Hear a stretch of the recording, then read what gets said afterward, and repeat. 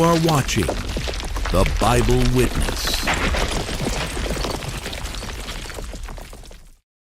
I was born in a time of silence from God. My people, the Israelites, brought foreign idols into his house and pushed aside the words of truth. God saw it all, so he gave us into the hands of the Philistines. We became captives in our own land, humiliated, bound, and helpless. But somewhere in a quiet field at dawn, God began to speak again. My mother was out working the soil alone as she always did. She had no idea her life was about to change. A messenger stood before her, radiant, unlike anyone she had ever seen. He wore white and silver, his wings shining, a sword at his side. You will conceive and give birth to a son. He will be set apart to God from the womb. He will begin to save Israel from their enemies. She ran to tell my father. He wanted to believe her, but doubt clouded his face. Still, they prepared an offering. A goat was laid on the altar. My father lit the flame. It rose high, wild, and hot. My mother stared into the fire, searching, waiting. Then, the angel appeared again, standing in the heart of the fire, untouched. You must not drink alcohol or eat dirty food during pregnancy. Do not cut your son's hair for the rest of his life. My parents were too overwhelmed to speak. Since then, everything had changed. I was born in a quiet place, far from the noise of the cities. My mother followed everything the angel told her. No wine, no unclean food, no razor. As I grew, so did my strength. So as my reputation. My family has been happy for a long time. One day, I was walking through the market. The sun was strong, the streets were crowded, and people were busy with their day. I wasn't looking for anything. But then I saw her. Her clothes were fine, her hair golden, and she moved with quiet grace. My eyes locked on her. I couldn't look away. She turned just for a moment, and our eyes met. Something pulled at me. I didn't know her name, didn't care where she was from. I only knew I wanted her. I walked toward her. When we stood face to face, we didn't speak. She looked at me, and I looked at her. From that moment, we belonged to each other. That night, I sat down with my parents and told them what I wanted. My father didn't answer, but I saw his hands tighten around his staff. My mother turned to him, confused. She didn't know what to say. Please let me marry her. My parents looked at me for a long time, then sighed and gave a small nod. We were getting married. I tried some clothes on. I rarely cover my body, but this is my wedding. We stood in front of the altar and held hands. She looked at me, and I looked at her. We were husband and wife. That night, the tent was full. Our Philistine guests drank and laughed. One spilled wine on the floor. They tore meat with their hands like animals, fighting like children. I watched them from across the table. They looked like pigs to me. Let me now put forth a riddle unto you. Speak forth your riddle, that we may hear it. If ye can certainly declare it me within the 7 days of the feas, then I will give you 30 sheets and 30 change of garments. But if ye cannot declare it me, then shall ye give me 30 sheets and 30 change of garments. Put forth thy riddle, that we may hear it. Out of the eater came forth meat, and out of the strong came forth sweetness. They looked at each other, puzzled. One scratched his beard, thinking hard. Another leaned in and whispered to the man beside him. My wife looked at me from across the table, awkwarded. What could this mean? I sat back in my chair, for I knew they wouldn't solve it. They couldn't solve the riddle. Day after day, they sat together but couldn't figure it out. They grow angry. Then one of them have got an idea. On the 7th day, they went to her. Entice thy husband, that he may declare unto us the riddle. Lest we burn thee and thy father's house with fire. Have ye called us to take what we have? Is it not so? She came to me crying. I hate when she does that. Thou dost but hate me, and lovest me not. Thou hast put forth a riddle unto the children of my people, and hast not told it me. Behold, I have not told it my father nor my mother, and shall I tell it thee? She broke down crying right in front of me. If thou lovest me, tell me the secret. I looked down. I didn't want to speak. Her tears dropped onto her hands. I turned away. I couldn't look at her anymore. Surely thou lovest me not. I told myself to hold firm, to wait it out. But she was relentless. Day after day, the same question. I tried to shut it out, pretend I didn't hear. Her tears weren't just drops. They were pressure. The way she leaned in, how her voice cracked, it chipped away at me. I started to wonder if I was being cruel. I wanted to believe she cared. But part of me knew. Something deeper felt off. Still, her crying didn't stop. I began to break. I just wanted silence, peace. I wanted it over. Is that how marriage supposed to be? Behold, I will tell thee the secret. Eventually, I submitted to her. I was walking alone through the forest. The trees were tall and quiet. Then I slowed down. Something didn't feel right. I looked to the side. The bushes were moving. A lion jumped out. I stepped back just in time. It didn't see me at first. I crept behind it. Then we faced each other, just a few steps apart. It crouched low, ready to attack. I didn't move. When it charged, I dodged to the side. As it passed me, I grabbed its mane. We crashed to the ground. Its body slammed into mine. I held its mouth, my arms locked tight. Then I pulled with both hands, forcing its jaws apart. My muscles burned. Sweat ran down my face. Finally, it stopped moving. I stood up beside it. I was out of breath, staring at what I'd done. Sometime later, I came back. The body was still there, but something was different. I walked closer. Bees had made a hive inside its bones. I knelt down, reached in. They covered my arms. I took some honey and tasted it. It was sweet.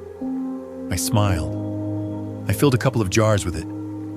They were full, and the bees kept coming. When I gave the jars to my parents, I never told them where it came from. She got up fast. I could see something was wrong.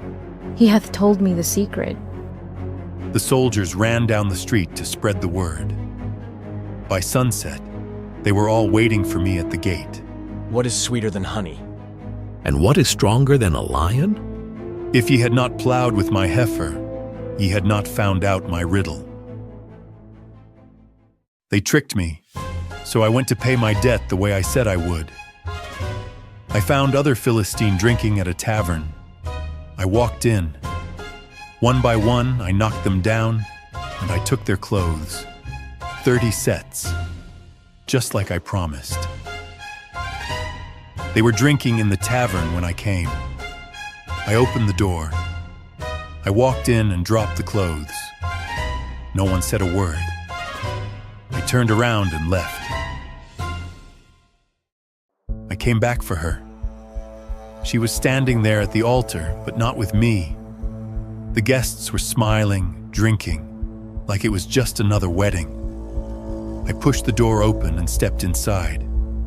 I walked straight down the aisle. They moved out of my way. My hands were clenched. I was trying not to explode. I slammed my hand on the table. The cups spilled. Someone jumped back, knocked over a chair. I grabbed the table and flipped it. She backed away. Her new groom stepped in front of her.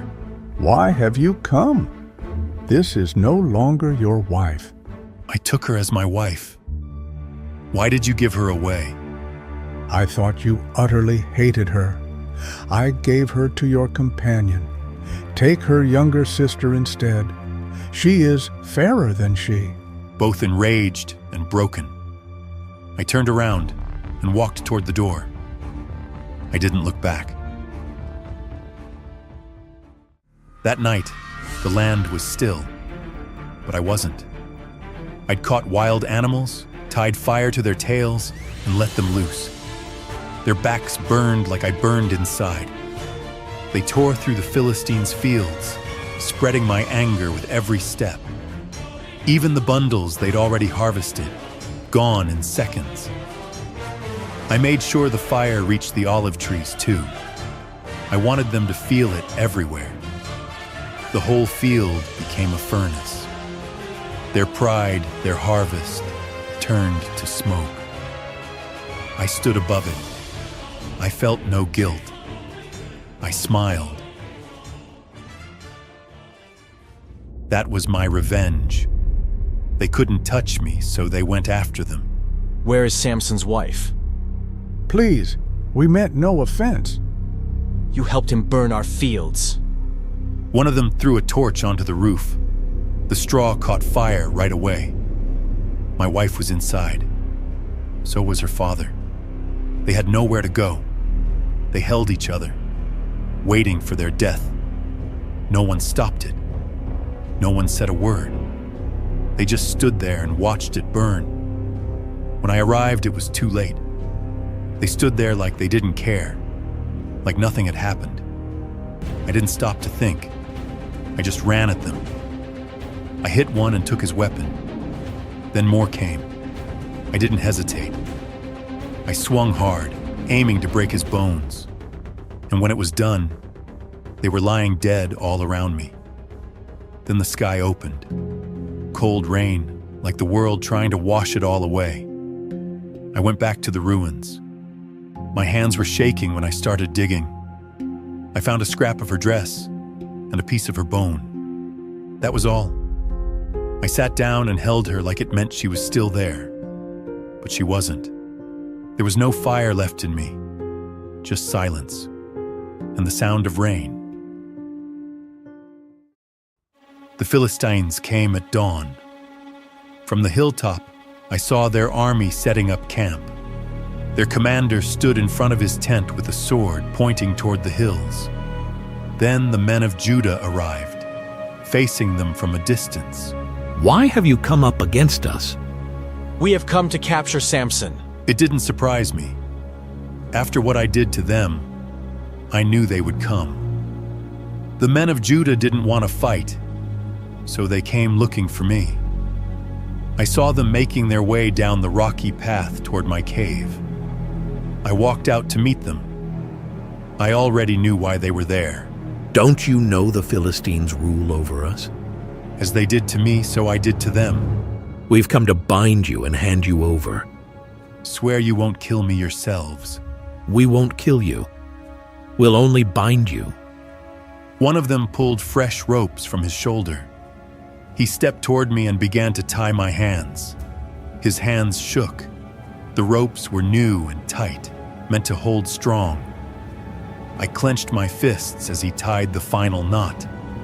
I stood up. My hands were bound, but I was steady. Two men took the rope and started leading me out of the cave.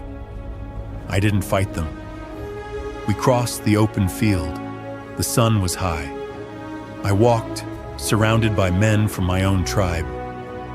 Then we reached the edge of the Philistine camp.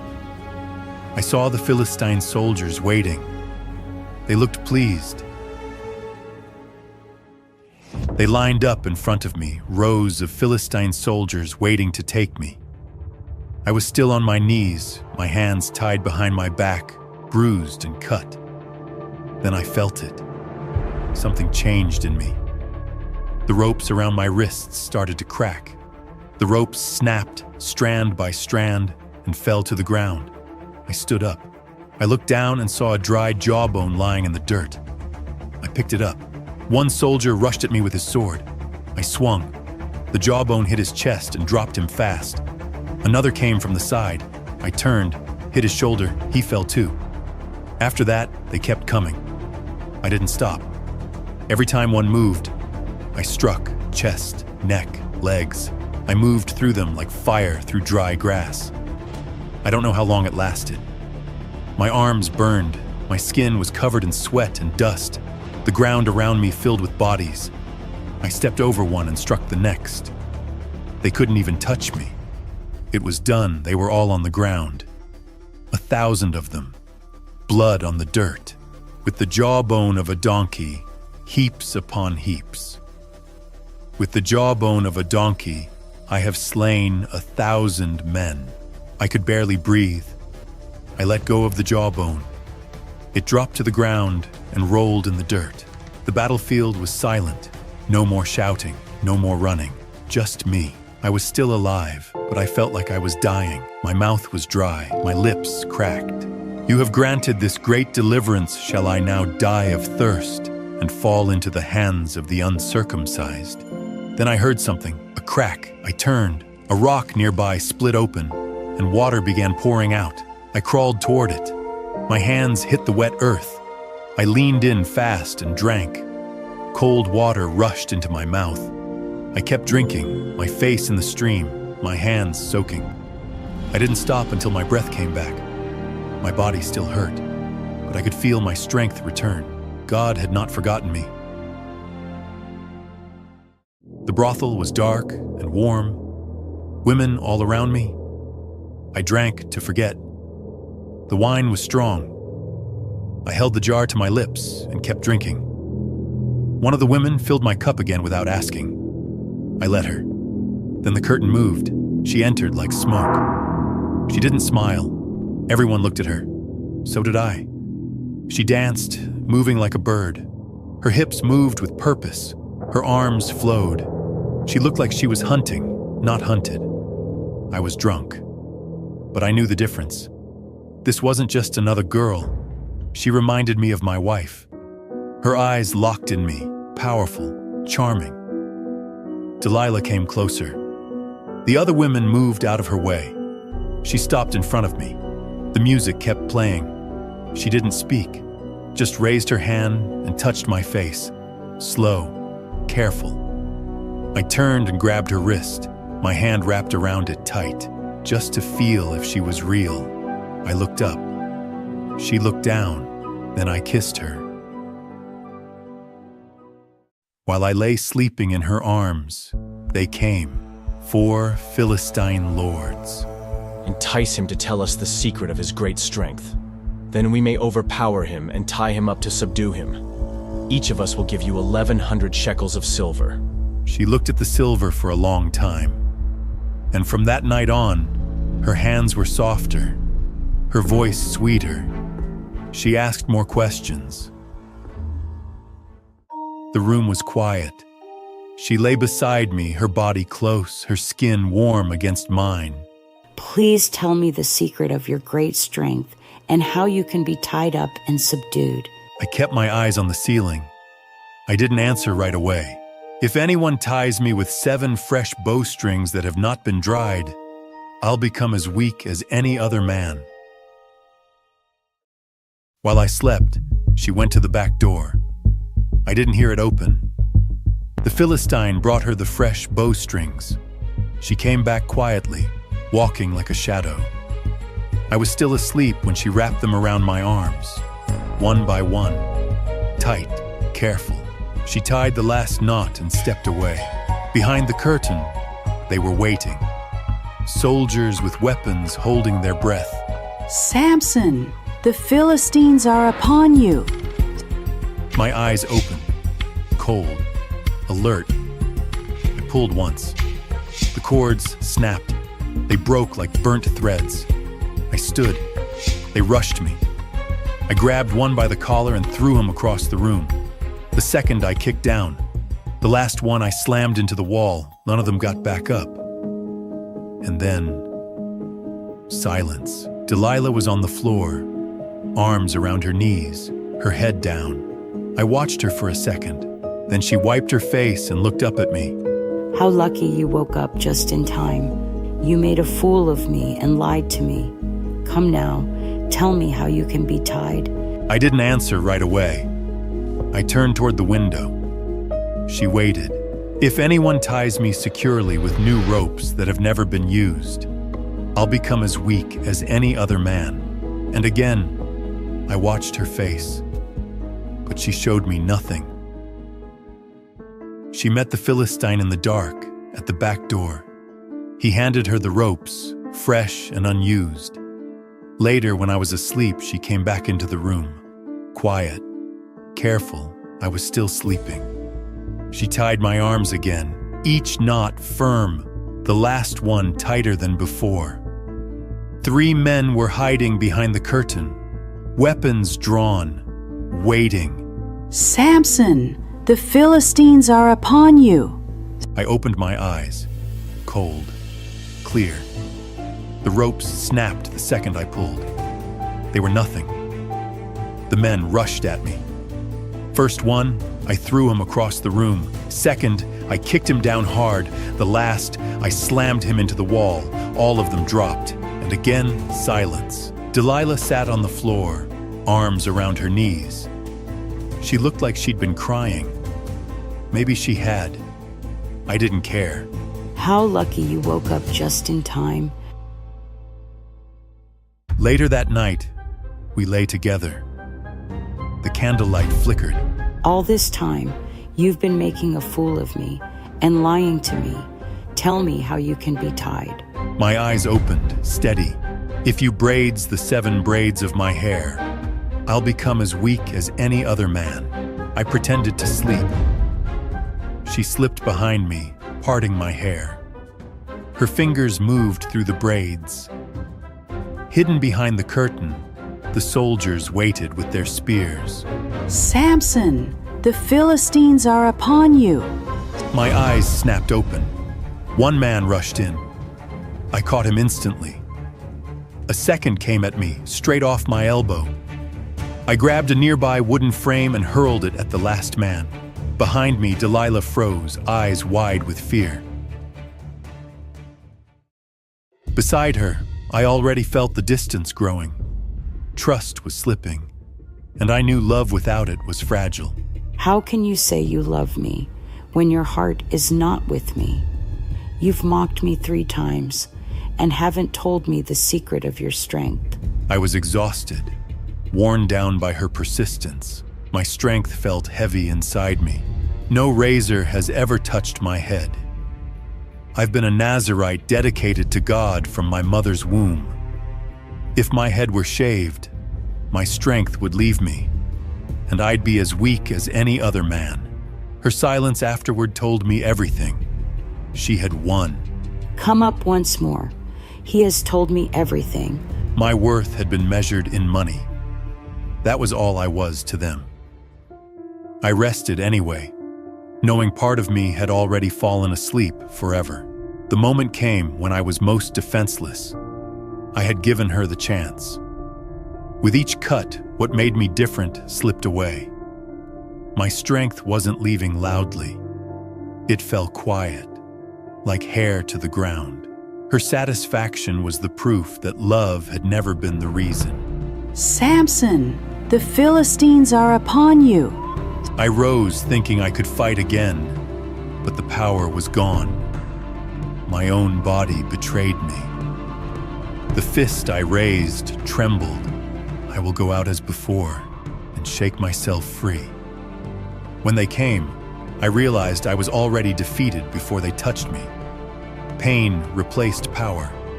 Even my breath belonged to them.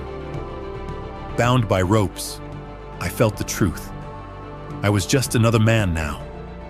My head hung not just from weakness, but from shame.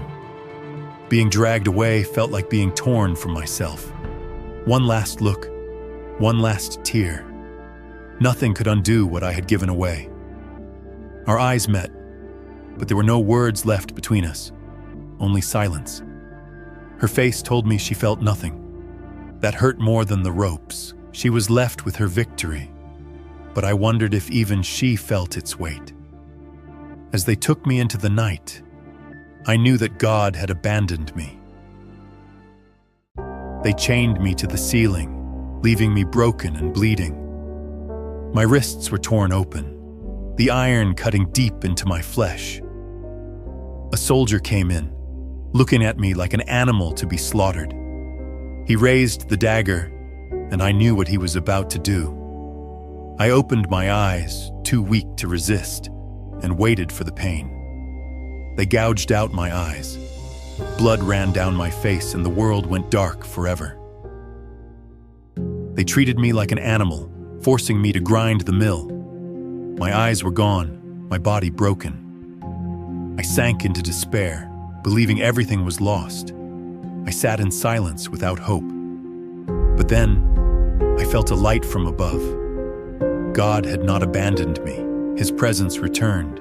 My hair began to grow again, and with it, my strength and faith. The Philistines gathered in celebration, filling the temple of the false god. They stood proud before Dagon, mocking my God. Their priests bowed to stone and gold. Their leaders raised their cups in victory. Thousands watched from above, waiting to see me humiliated. The guards dragged me in, blind and broken. The crowd roared at the sight of me. I stood weak among them, head bowed low. They laughed and mocked me from the roof. Bring him forward. Let him entertain us. Sweat burned my blind eyes. They placed me between the pillars. Let me feel the pillars that support the temple. I found them and rested my hands upon the stone. Sovereign Lord, remember me. Please, God, strengthen me just once more. Let me with one blow get revenge on the Philistines for my 2 eyes. My hands pressed firmly against the pillars. My fingers dug into the stone, muscles straining. I pushed with all my strength. Still they laughed, blind to what was coming. My body shook, my hair drenched in sweat. Let me die with the Philistines. I cried out without voice and gave all my might. The pillars cracked. Both began to break beneath my hands. The temple shook around us.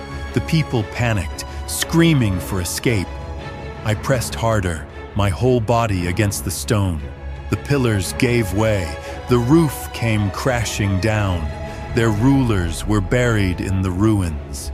Their false god lay shattered, and I, Samson, died with them. Yet in death, I struck down more than I ever had in life. Since the moment God created Eve, women have carried a unique gift, the power to charm, to allure, and to influence the hearts of men. This power, like any gift, can be used for good or for evil. When guided by virtue and faith, it can inspire love, protection, and the building of families. But when twisted by pride, greed, or malice, it becomes a weapon, one capable of leading even the strongest to ruin. Throughout the pages of the Bible, we find many women whose actions defied God's commandments, bringing destruction not only upon themselves, but upon nations and kings. Some were seductresses who used beauty as a snare, others were manipulators who schemed in the shadows, and a few were outright tyrants who stained their hands with the blood of the innocent. In this episode, we will uncover the stories of the most notorious among them, women whose evil and treachery stand out in history. From acts of betrayal and idolatry to outright murder, they committed atrocities against the helpless, the faithful, and the chosen people of God. So, without further delay, let us begin our countdown, moving from the least dangerous to the most wicked of them all. Number 6, Gomer. Gomer, the wife of the prophet Hosea, is one of the most morally complex women in Scripture. Her story is told in the book of Hosea, set during the decline of the northern kingdom of Israel in the 8th century BC.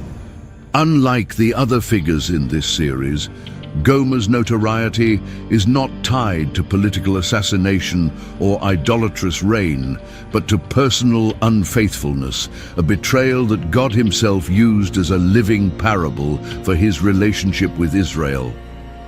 Hosea 1 records that the Lord commanded Hosea to marry a wife of whoredom as a symbolic act to represent Israel's spiritual adultery.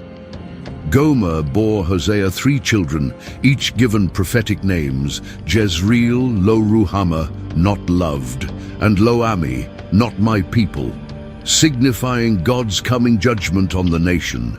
Yet the narrative suggests that Gomer continued in unfaithfulness, leaving her husband for other lovers. By chapter 3, Gomer's descent had led her into the control of another man, possibly as a slave or concubine. In a striking act of obedience to God's command, Hosea redeemed her, buying her back for 15 shekels of silver and a measure and a half of barley. He told her she must dwell with him in faithfulness, mirroring God's call for Israel to repent and return to him. In Jewish and Christian tradition, Gomer's actions symbolize the depth of Israel's betrayal through idolatry and covenant breaking. Rabbinic commentary sometimes softens her image, emphasizing the prophetic nature of the marriage rather than portraying her as personally depraved. In contrast, early Christian interpreters often saw her as a vivid type of the sinner redeemed by God's grace. Unlike Jezebel or Athalia, Gomer is not remembered as a figure of calculated malice or political ambition. Her story is one of personal failure, moral wandering, and eventual restoration. Yet her unfaithfulness was public and wounding, both to her husband and to the covenant she represented. Through Gomer's life, God illustrated that his love for his people endures even through betrayal, and that redemption is possible, but only when the wayward return to him. Gomer's legacy is therefore twofold. She stands as a warning of the shame and destruction that follow unfaithfulness, and as a testament to the grace that can restore even the most broken relationships. Her name remains tied to one of the Bible's most powerful portraits of divine love. A love willing to pursue, redeem, and restore the unworthy. Number 5, Potiphar's wife. Potiphar's wife lived in ancient Egypt during the lifetime of Joseph, the son of Jacob. After being sold into slavery by his brothers, Joseph was purchased by Potiphar, an officer of Pharaoh and captain of the guard, a high-ranking and trusted position in Egypt's royal court. Recognizing Joseph's skills, integrity, and the blessing of God, Potiphar placed him in charge of his entire household. Genesis 39 records how Potiphar's wife became infatuated with Joseph's appearance and capability. Day after day, she tried to seduce him, saying, "Lie with me." Joseph refused, explaining that his master had withheld nothing from him except her because she was his wife, and that such a sin would be against God. When Joseph continued to resist, she set a trap. One day, when no other servants were present, she grabbed his garment and demanded he sleep with her. Joseph fled, leaving the garment behind. Humiliated, she accused him of attempted assault using the garment as false evidence.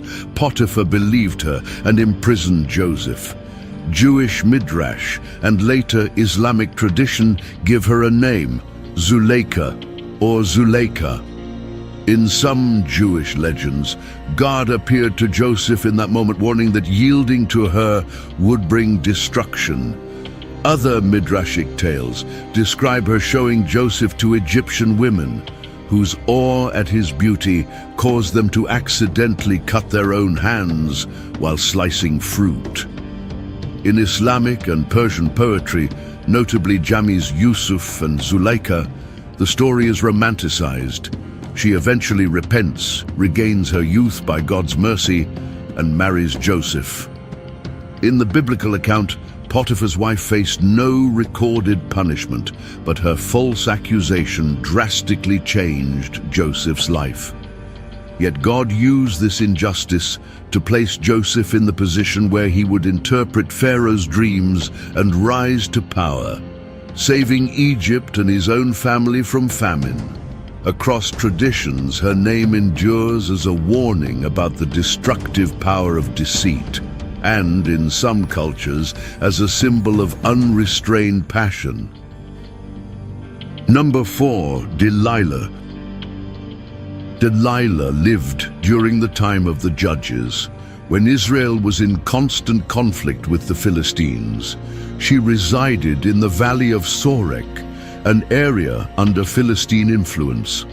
The Bible does not state her nationality, but her choices placed her firmly on the side of Israel's enemies. Her story is tied to Samson, the judge of Israel, blessed with extraordinary strength from God.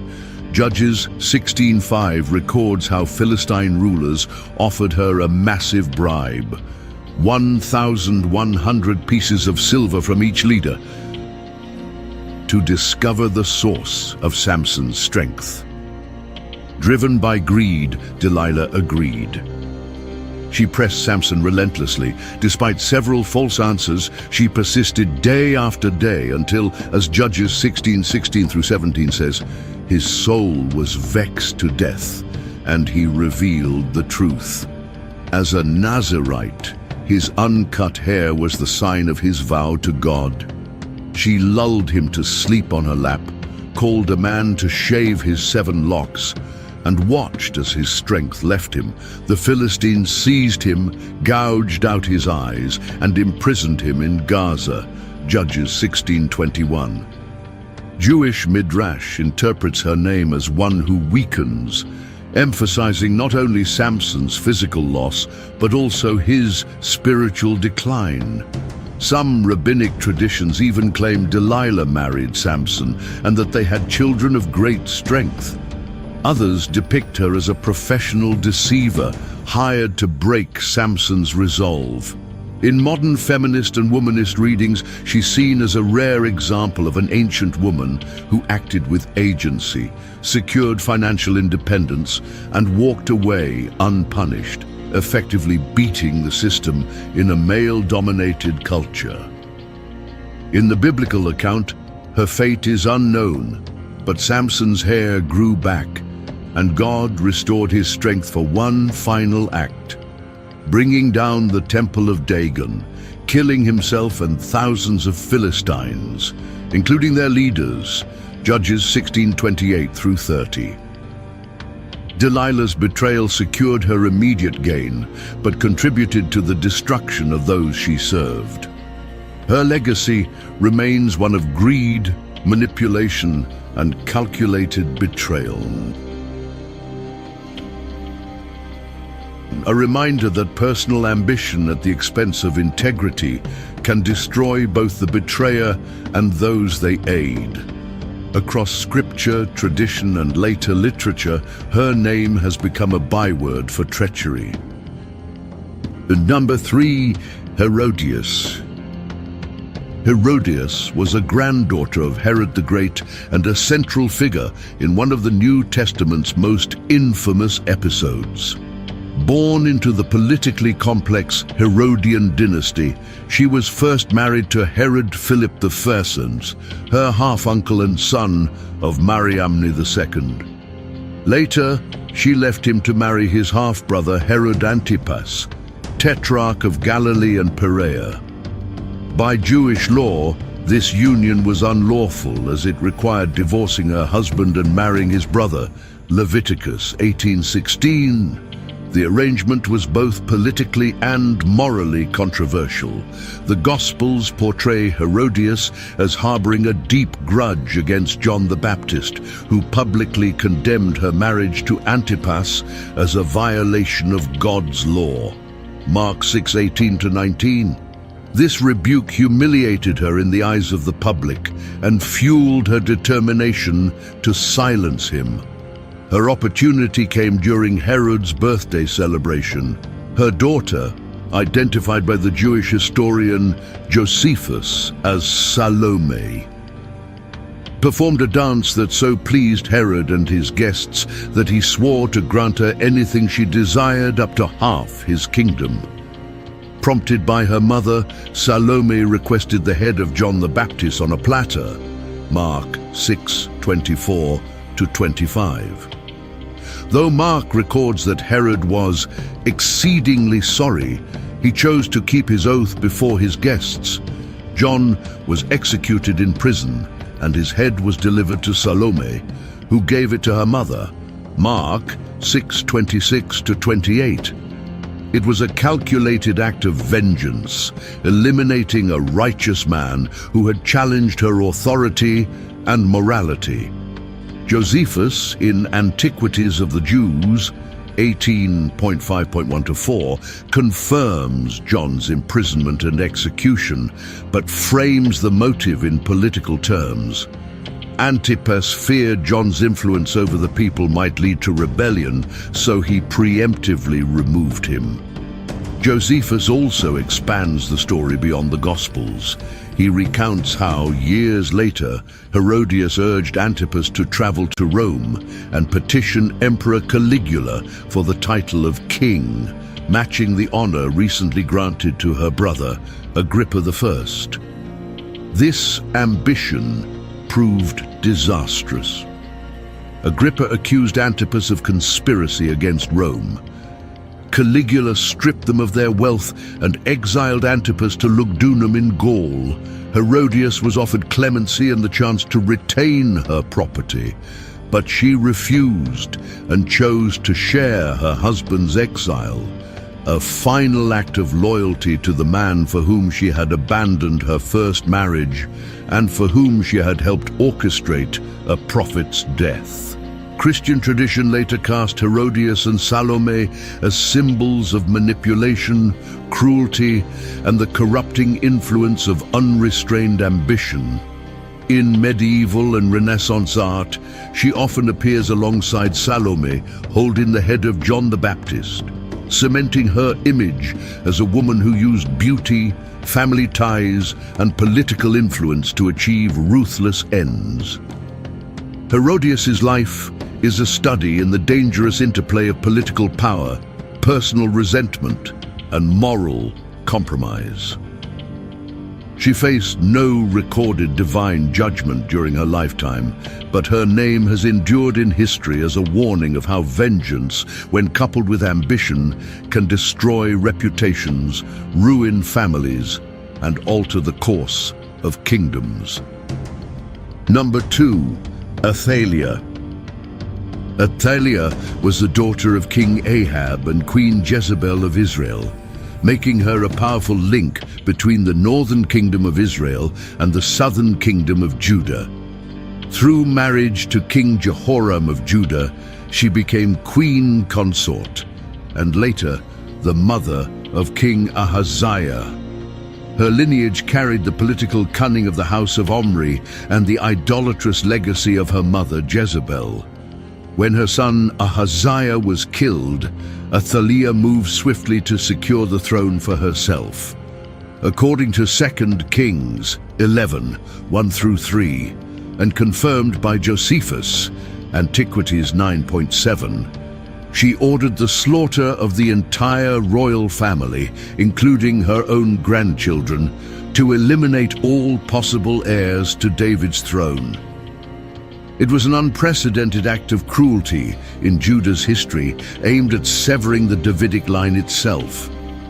Unbeknownst to her, Jehosheba, Ahaziah's sister, rescued the infant Joash and hid him in the temple for 6 years under the protection of the high priest Jehoiada.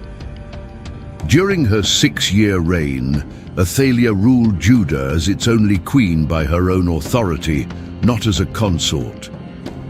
Josephus notes that she promoted Baal worship, continuing the religious corruption of her mother Jezebel, and rabbinic tradition casts her as even more ruthless than her mother because she shed her own blood for power.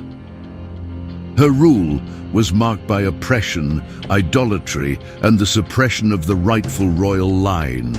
Her downfall came in the 7th year when Jehoiada organized a coup. He assembled military leaders, temple guards, and loyalists, and brought young Joash out of hiding. In a public ceremony, Joash was crowned and anointed, and the people shouted, "Long live the king!" 2 Kings 11:12.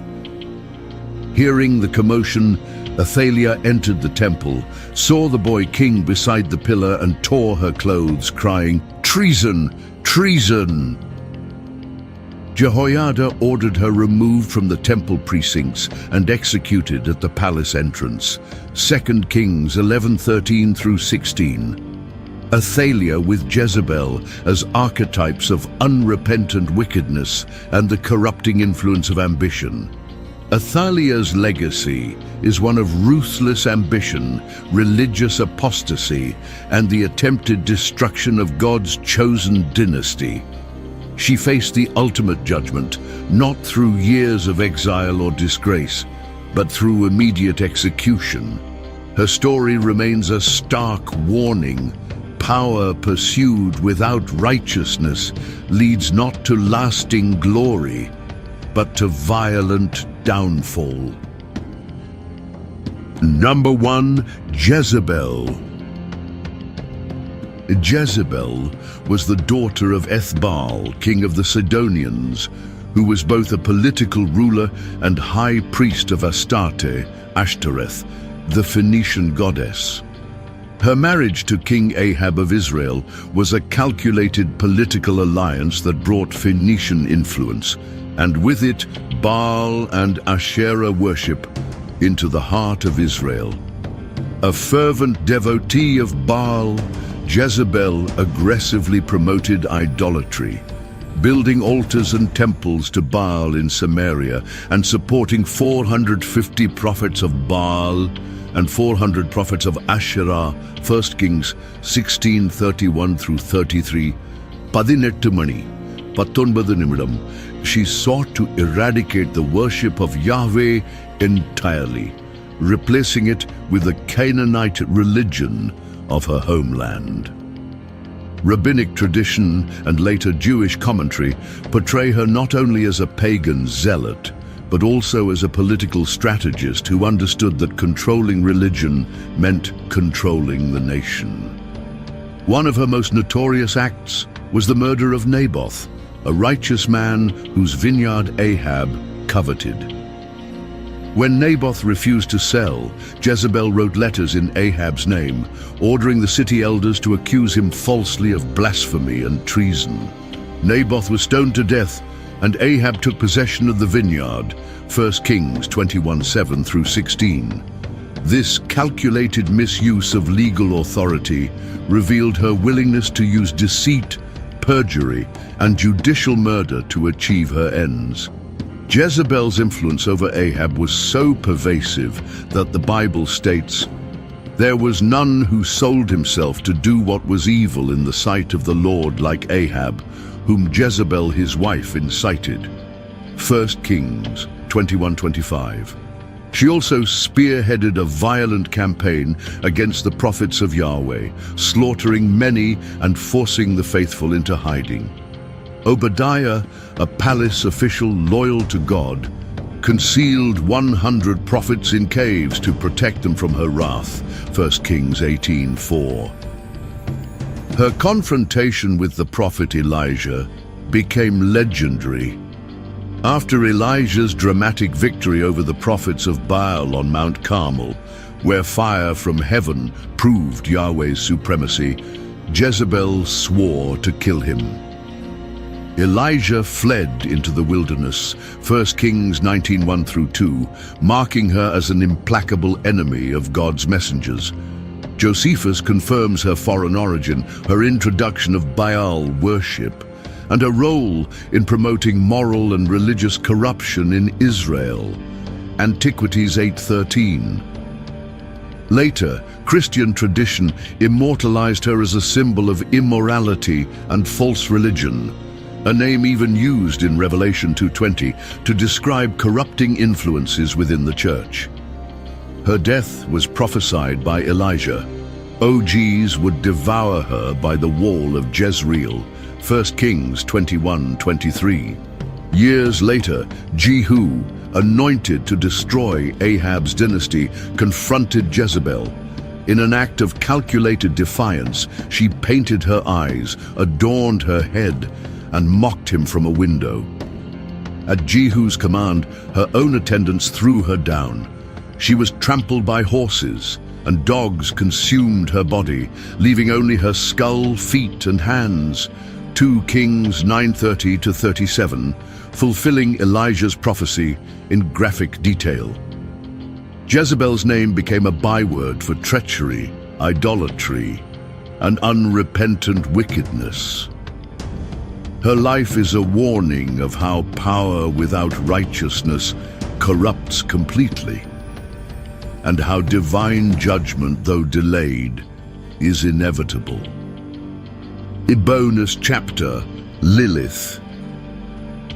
Lilith does not appear by name in the canonical books of the Bible, but she has a long history in Jewish extra-biblical tradition and later folklore. Her earliest mention is often linked to Isaiah 34:14, where some translations render the Hebrew Lilith as night creature or night demon. In post-biblical Jewish literature, especially the Babylonian Talmud and the alphabet of Ben Sira, Lilith is described as a dangerous female spirit associated with the night, seduction, and the harm of infants. According to one of the most famous later legends, Lilith was Adam's first wife, created at the same time and from the same earth as Adam. In this account, preserved in medieval midrashic compilations, Lilith refused to submit to Adam's authority, insisting they were equals. When a dispute arose, she invoked the divine name and left Eden, choosing exile over obedience. She is then portrayed as consorting with demons, bearing demonic offspring, and returning to prey upon humans, particularly newborns. In the Zohar and other mystical texts, Lilith becomes the consort of Samael, a figure often equated with Satan, symbolizing the union of lust and rebellion against God. She is sometimes depicted as a shapeshifter, able to appear as a beautiful woman to seduce men, or as a winged night demon. These traits cemented her place in Jewish demonology as a figure of both sexual danger and spiritual corruption. Medieval Jewish amulets often bore inscriptions or angelic names intended to ward off Lilith, especially in homes with newborn children. In these traditions, her primary threat was not just physical harm, but the temptation and disruption of God's order. Modern scholarship and feminist reinterpretations have recast Lilith as a symbol of female independence and resistance to patriarchal authority, seeing in her legend a cautionary tale reimagined as empowerment. However, in her original context, Lilith was never a heroine. She was the embodiment of uncontrolled desire, defiance against divine order, and predatory malice. Though not part of the biblical canon, Lilith's enduring presence in Jewish folklore, mysticism, and later Christian demonology has made her one of the most infamous female figures associated with the Bible's spiritual landscape. Whether viewed as a demoness, a rebel, or a cultural symbol, her story remains a vivid reminder of how ancient tradition personified the dangers of temptation, rebellion, and the perversion of God's creation. In conclusion, these women serve as powerful cautionary tales about the dangers of unchecked ambition, deceit, and idolatry. Let us learn from their stories to seek righteousness and faithfulness in our lives. By cultivating humility, integrity, and devotion to God, we can avoid the destructive paths these women took. Their lives serve as stark reminders of the consequences of straying from God's commandments and the virtues of love, justice, and faith.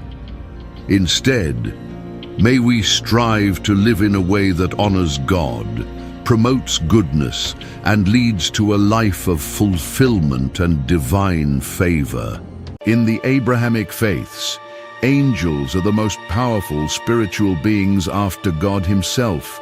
They aren't just messengers. They execute judgment, heal the sick, record human deeds, and guard the boundaries between life and death. Ancient texts mentions of millions of angels through creation. But out of that vast number, only 8 are consistently named, remembered, and revered. These 8 have appeared across scripture, apocrypha, mystical writings, and centuries of tradition. You've likely heard some of them already: Michael, Gabriel, Raphael, Lucifer the Fallen, Uriel, Raphael, Azrael, and Metatron. But these aren't just characters in a cosmic drama. Many of them represent manifestations of God's own power, his justice, his mercy, his light, and even his wrath. In this episode, we're unpacking the deeper stories behind these 8, who they are, where they come from, and why they still matter. Not in myth, but in the very structure of spiritual reality. If you're into theology, ancient texts, or just curious about the unseen forces that shape existence, hit subscribe, leave a like, and join me on this journey. Let's begin with the one who leads the armies of heaven, Michael, the sword of God. Michael, the sword of God. Michael is the most venerated angel in all of Abrahamic tradition. For centuries, Jews, Christians, and Muslims have honored him, not just as a heavenly warrior, but as a symbol of divine justice, loyalty, and protection. His name in Hebrew, Michael, means "who is like God," not a statement but a challenge, a cry of allegiance hurled against rebellion. Many believe it was Michael's voice that first rose in defiance against Lucifer, the angel who sought to exalt himself. Michael is often depicted as a radiant warrior, armored in divine light, with a face like lightning and a flaming sword in hand. His presence is not gentle but powerful. In the book of Daniel, he stands against the dark prince of Persia, a spiritual adversary tied to worldly powers. Later, he is named as the protector of Israel, the one who will rise in the end times. In Jude, he disputes with Satan over the body of Moses, yet speaks not with arrogance, but reverence. The Lord rebuke you. And in Revelation 12, Michael takes center stage, leading heaven's armies, casting down the great dragon, Satan himself. Jewish Midrash speaks of Michael rescuing Abraham, dueling Samael, and standing at God's right hand as the embodiment of mercy. In Kabbalah, he is associated with Chesed, loving kindness, yet he burns with the fire of justice. In Islam, Michael is not a warrior, but a solemn, gentle spirit, the angel of rain, sustenance, and divine care. Some say he has not smiled since the day hell was created. Michael is sometimes called saint, not because he was human, but because he is utterly set apart, holy, incorruptible, aligned perfectly with God's will. Michael is the sword of heaven, the shield of the righteous, the first to stand when darkness dares to rise. And among the hosts of heaven, only one ever rose high enough to challenge him: Lucifer, the morning star. Lucifer, the rebellious one. Lucifer remains one of the most misunderstood figures in sacred tradition. The word Lucifer appears only once in the Bible, not in Hebrew, but in the Latin Vulgate translation of Isaiah 14:12. How you have fallen from heaven, Lucifer, son of the morning. But in the original Hebrew, the word is Hillel ben Shakar, shining one, son of dawn. In Christian tradition, especially from the 4th century onward, this imagery was reinterpreted. The figure who falls from heaven in pride became associated with Satan, especially when paired with Revelation 12, where Michael casts down the dragon. Though Scripture never directly equates Satan with Lucifer, the association stuck. Over time, Lucifer became the poetic name for Satan before his fall, a name of beauty, brilliance, and eventual ruin. In texts like 1 Enoch, the fall is echoed through the story of 200 rebellious angels led by Lucifer. Church fathers like Augustine and Aquinas describe Lucifer as the highest of angels, cast down for one fatal sin: pride. The words non serviam, I will not serve, though not in Scripture, capture the heart of his fall. Lucifer wasn't created to destroy.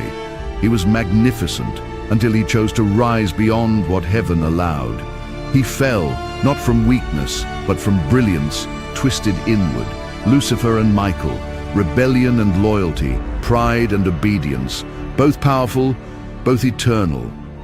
But beyond them stands another, a man transformed, not by defiance but by purity. A scribe who now sits beside the throne. His name is Metatron, and he is more powerful than them both. Metatron, the most powerful angel. The angel Metatron doesn't wield a sword or command heavenly armies, yet holds something infinitely more enduring: a pen. And what makes him even more astonishing is this: he was once human. Still, he is regarded by many as more powerful than Michael, more transcendent than Lucifer, and more mysterious than any other angel you've ever heard of. Even his name defies convention. Unlike Michael or Gabriel, Metatron's name has no clear origin in Hebrew, making it a rare anomaly in the angelic hierarchy. Scholars have offered many theories. Some suggest the Greek metathronos, meaning beside the throne. Others propose the Latin metator, meaning guide or pathmaker. Among Kabbalists, the name is often viewed as a sacred cipher, a name too holy or too dangerous to be fully understood. And that alone tells us something crucial. Metatron doesn't fit the system, he transcends it. According to Jewish mystical texts and the Talmud, Metatron was once Enoch, the 7th generation from Adam.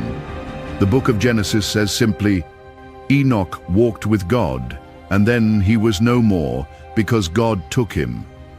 But in mystical tradition, this taking was not death. It was a transformation, a glorification.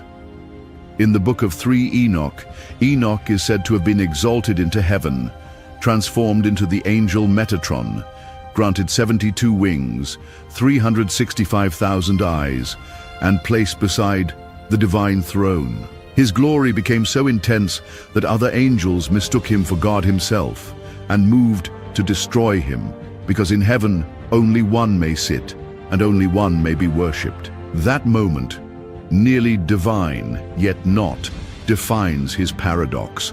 Closer to God than any created being, yet still creation. Metatron doesn't fight battles or heal the wounded. He records. He is heaven's scribe, the one who documents every deed, every thought, every hidden movement of the soul.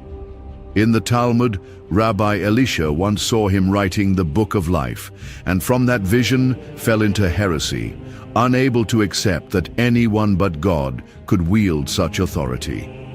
Metatron is memory, order, and divine precision. He is the mechanism by which justice is never delayed and never mistaken.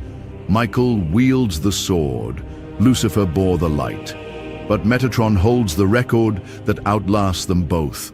And next comes the angel no one ever prays to meet, Azrael, the keeper of the final breath. Azrael, the angel of death. There are angels you pray to meet, angels who protect, heal, and guide. And then there is the one you hope never arrives too soon, Azrael, the angel of death. Known in Arabic as Azrael and in Hebrew as Azrael, his name means helped by God, a gentle name for a solemn task. But Azrael isn't cruel. He isn't feared in heaven. He is not the bringer of death. He is the one who receives the soul, carrying out divine command with precision and care. In Islam, he is Malak al-Maut, one of the 4 archangels. At the moment of passing, he comes. For the righteous, the soul leaves like water from a vessel. For the wicked, it tears free like wool from thorns. Hadith describe him with 4,000 wings and a body covered in eyes and mouths, each eye linked to a living soul. When someone dies, their eye closes forever. In Jewish tradition, Azrael doesn't appear by name in Scripture, but his presence is felt, especially on the night of Passover, when the firstborn of Egypt perished. Many believe the silent force that passed through Pharaoh's land was Azrael. Unlike Samael, who punishes, Azrael releases. He doesn't strike, he waits. He appears in Christian mysticism as a soul guide, a quiet companion at the moment of departure, sometimes in light, sometimes in shadow, but always exactly as the soul needs. Even the angelic statues in graveyards, watching, weeping, waiting, are said to echo him. He is the guardian of the final boundary. Azrael is not your enemy. He is the last friend, the one who comes when all others must stay behind. But beyond that final threshold, there is one more force. Not gentle, not quiet, not the one who receives your soul, but the one who judges it. Samael is next. Samael, the divine laws. There is a kind of darkness that does not belong to demons, but to heaven. A blade of divine judgment, a whisper at the edge of conscience, a force that acts not from rage, but from law. His name is Samael. In Hebrew, Samael can mean the venom of God or the severity of God. Either way, his name reveals a paradox, a heavenly being infused with danger. Though absent from the Hebrew Bible, Samael appears often in Midrash, Talmud, Zohar, and mystical writings. He is sometimes paired with Azrael as an angel of death. But while Azrael receives, Samael punishes. In some rabbinic texts, he is the serpent who tempted Eve, intellect, seduction, rebellion in one form. But unlike Lucifer, Samael was not cast out. He remained, because God still uses him. In Kabbalah, he is Michael's opposite. Michael is Chesed, mercy. Samael is Gevurah, severity. One defends, one executes. He is not evil, he is precise, a sword that does not hesitate. Some traditions link him with Lilith, ruling the shadow world of Qliphoth, a distorted mirror of creation. While Michael guards heaven's gates, Samael tests who deserves to enter. Is Samael Satan? Sometimes. In some texts, he is Ha-Satan, heaven's prosecutor, not a rebel, but a challenger of righteousness. In others, he is a separate force, not fallen, but feared. He never disobeys. He simply does what must be done when mercy cannot. In occult thought, he echoes Prometheus, bringing knowledge that wounds, power that divides. And when he finishes his work, only then can the light return. Next is Gabriel, the voice of heaven. Gabriel, the voice of God. Only 2 angels are named in the entire Bible: Michael, who fights, and Gabriel, who speaks.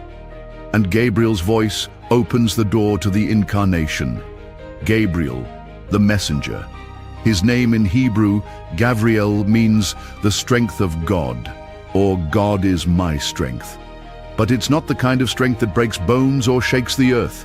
It's the strength of a word so pure, so absolute, it shifts history. Gabriel first appears in the book of Daniel, not as a warrior, but as a revealer of visions. In Daniel 8, he's called to interpret a prophetic dream. And in Daniel 9, he returns swiftly to explain the mystery of the 70 weeks, a prophecy linked to the coming of the Messiah. Gabriel doesn't fight. He translates heaven into meaning. But it's in the Gospel of Luke that Gabriel fully steps into sacred history. He appears first to Zechariah, announcing the birth of John the Baptist. Then he is sent to Mary of Nazareth, delivering the message that she will bear the Son of God. This moment, called the Annunciation, is not just a miracle. It is the turning point of salvation, and Gabriel identifies himself with chilling clarity. I am Gabriel, who stands in the presence of God. In Islam, Gabriel, known as Jibril, holds even greater prominence. He is the angel of revelation, the one who appeared to the Prophet Muhammad in the cave of Hira, delivering the first verses of the Quran. Over the years, he would return again and again, guiding the Prophet, teaching him prayer and law. Hadith describe him as having 600 wings, radiant and vast. And when he revealed his full form, the sky itself trembled. In Jewish Midrash, Gabriel is a warrior of justice, believed to be the angel who destroyed Sodom, protected Daniel in the lion's den, and defeated the Egyptian angels at the Red Sea. He is not violent, but he is unyielding. In Kabbalah, he rules the left pillar, Gevurah, judgment, not wrath but refining fire, cutting away lies, revealing truth. If Michael is mercy, Gabriel is purity, justice that speaks before it strikes. In mystical traditions, he is the angel of dreams, visions, intuition, the archangel of the West, guardian of water, of prophecy, of the unseen voice in the night. And when the voice is heard, when the message is delivered, what follows is healing. Raphael is next. Raphael, the healer. Of all the angels we've met so far, warriors, rebels, scribes, judges, Raphael is the gentlest. He doesn't fight, he doesn't accuse, he doesn't command. Instead, he heals. He walks beside. He mends what's been broken, quietly, patiently, and with grace that often goes unnoticed. His name in Hebrew, Raphael, means God heals. But unlike other angels whose names are declarations of might or defiance, Raphael's name is a mission. He exists to restore, to bring wholeness where there was harm. We meet him most clearly in the Book of Tobit, a text cherished in Catholic and Orthodox traditions. 2 lives hang in despair: Tobit, blind and bitter, and Sarah, tormented by the demon Asmodeus, who has killed every man she's tried to marry. God sees them both and sends Raphael. He arrives as a companion, a fellow traveler named Azrael, who simply walks with Tobias, Tobit's son. On that journey, Raphael guides without forcing. He protects Tobias from unseen evil. He teaches him how to use the liver of a fish to cast out the demon Asmodeus, and later how to use its gall to heal his father's eyes. And in the end, when the healing is done and the future restored, he reveals the truth. I am Raphael, one of the 7 who stand before the glory of God. Tobit 12:15. In Jewish tradition, Raphael is the angel of the sick, the dying, the traveler, the child, and anyone on the long road between suffering and peace. He is believed to have healed Abraham after his circumcision, standing quietly with Michael and Gabriel at Mamre. In Islam, his parallel is Israfil, the angel who will one day blow the trumpet to awaken the dead, not just for judgment, but also for resurrection and renewal. In Kabbalah, Raphael corresponds to Tiferet, the central Sapphira of harmony, beauty, and integration. He is the balance between forces, the breath between chaos and order. And in mystical thought, Raphael is the guardian of the East, the rising sun, the color of green-gold healing light. He is the angel of medicine, spirit, dreams, and the quiet miracle of survival. He's not loud, he's not feared, but he is always near, wherever a wound needs tending or a soul needs to believe again. Still, some wounds go deeper than flesh, some truths pierce deeper than pain, and for that, we need fire. Uriel is next. Uriel, the divine light. Uriel, whose name means light of God or fire of God, is the keeper of divine intelligence, the guardian of mysteries too vast for human language, too bright for unprepared eyes. He does not shake mountains or part seas. He awakens minds. Interestingly, Uriel is never mentioned in the canonical Bible. Yet, in apocryphal and mystical texts, his presence is profound and consistent. In the book of Enoch, Uriel stands among the four great archangels, Michael, Raphael, Gabriel, and himself, pleading with God on behalf of humanity during the age of corruption. And when the flood was coming, it wasn't God who warned Noah, it was Uriel.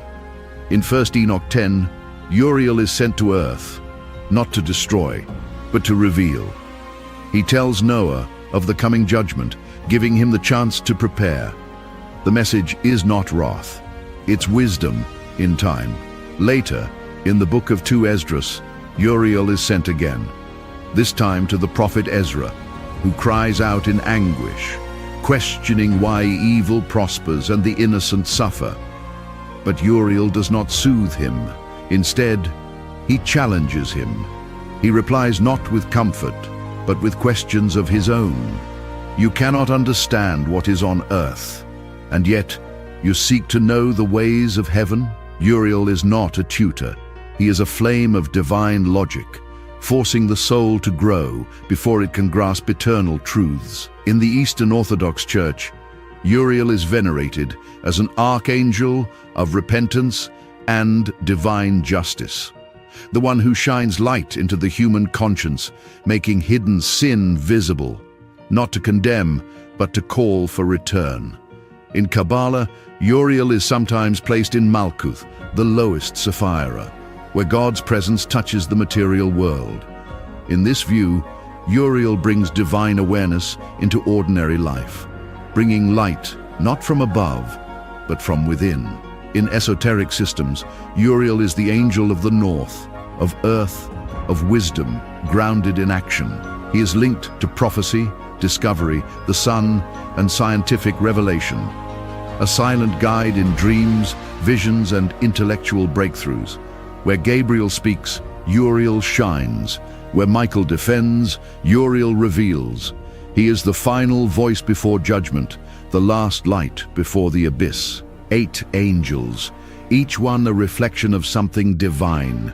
Not just messengers, but manifestations of will, judgment, mercy, and mystery.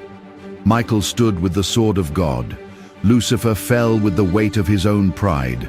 Metatron rose from humanity to sit beside the throne. Azrael waited at the veil of life and death. Samael executed justice without compromise. Gabriel spoke the words that shaped salvation. Raphael healed the broken in body and in soul. Uriel lit the darkness with truth few dare to face. They are not distant myths. They are mirrors, showing us the forces we meet in life, in suffering, in transformation. Some of us are guarded, some are being tested, some are healing, learning, or breaking through. Each of these angels may walk with us at different times. So now, The question is simple. Which one is walking with you? Thank you for joining this journey. If it moved you, subscribe, like, and share this with someone who's ready to see the world beyond the veil. And remember, angels don't always appear with wings. Sometimes they arrive as choices. Among all the angels we've mentioned, one stands apart, not because of devotion, but because of defiance. He was the only one who dared to believe he could stand as God's equal. His name, by now, needs no introduction. Let us now descend into the depths of his mind and explore the enigma of Lucifer, the fallen one. The heavens before the tragedy. Before his fall, heaven was a place of perfect harmony and order. Every angel had a purpose, and together they praised their Creator in eternal unity. The angels were divided into different ranks, each with its own role. The seraphim, closest to God, burned with pure love and sang endlessly, "Holy, holy, holy is the Lord Almighty." The cherubim protected divine wisdom and guarded the secrets of the universe. Archangels like Michael and Gabriel were messengers and warriors carrying out God's commands, and the angels closest to humanity watched over people, guiding and protecting them. Above all these orders stood one being, a masterpiece of creation, Lucifer. Known as the light bringer, his beauty and brilliance were unmatched. He was created with extraordinary care, full of wisdom, grace, and power. Lucifer's name reflected his role to bring light and lead the other angels in worship. As the leader of heaven's choirs, his voice inspired awe and his presence commanded respect. Among the angels, he shone the brightest, admired and loved by all. But Lucifer's radiance wasn't just physical. It was a reflection of the Creator's glory. Every action he took was a tribute to God, and his songs echoed through heaven, filling it with divine melodies. The other angels looked up to him, not just for his beauty, but for his dedication to their Creator. However, this brilliance planted the seeds of something darker. Lucifer's unmatched beauty, his authority, and the admiration he received began to stir pride within him. His position, although exalted, was still one of service, a fact that would soon trouble him deeply. While heaven remained peaceful, a quiet change began within Lucifer, unnoticed by others. Hidden beneath his shining exterior, the first hints of rebellion were beginning to form in the heart of heaven's brightest star. The spark of pride in Lucifer. Lucifer's journey from light to darkness began with a thought, subtle and almost imperceptible at first. As the most radiant and powerful of all God's creations, he was admired by the hosts of heaven. But with admiration came self-awareness, and with self-awareness a question: what if my brilliance could surpass even that of my Creator? It started as a whisper in his mind, a spark of pride ignited by his unmatched beauty and authority. The Bible hints at this transformation. Your heart became proud on account of your beauty, and you corrupted your wisdom because of your splendor. Over time, that pride grew, feeding a desire not just to serve but to ascend above. Lucifer began to question the nature of his role. Why, he wondered, should he, the brightest of stars, remain subordinate? Why should his unmatched light always reflect God's glory rather than shine independently? These thoughts, though quiet, took root and began to shape his actions and demeanor. He distanced himself from the joyous unity of heaven, becoming introspective and enigmatic. His once pure devotion to leading the heavenly choirs transformed into a restless ambition. Other angels noticed his change, sensing a growing tension in their once perfect harmony. What began as a flicker of pride soon became a consuming flame. Lucifer envisioned a throne for himself, one that would rise above the stars of God. This spark of pride marked the beginning of his rebellion, the first crack in heaven's perfect peace. God's warnings to Lucifer and his patience. As Lucifer's pride grew, so too did the distance between him and the Creator.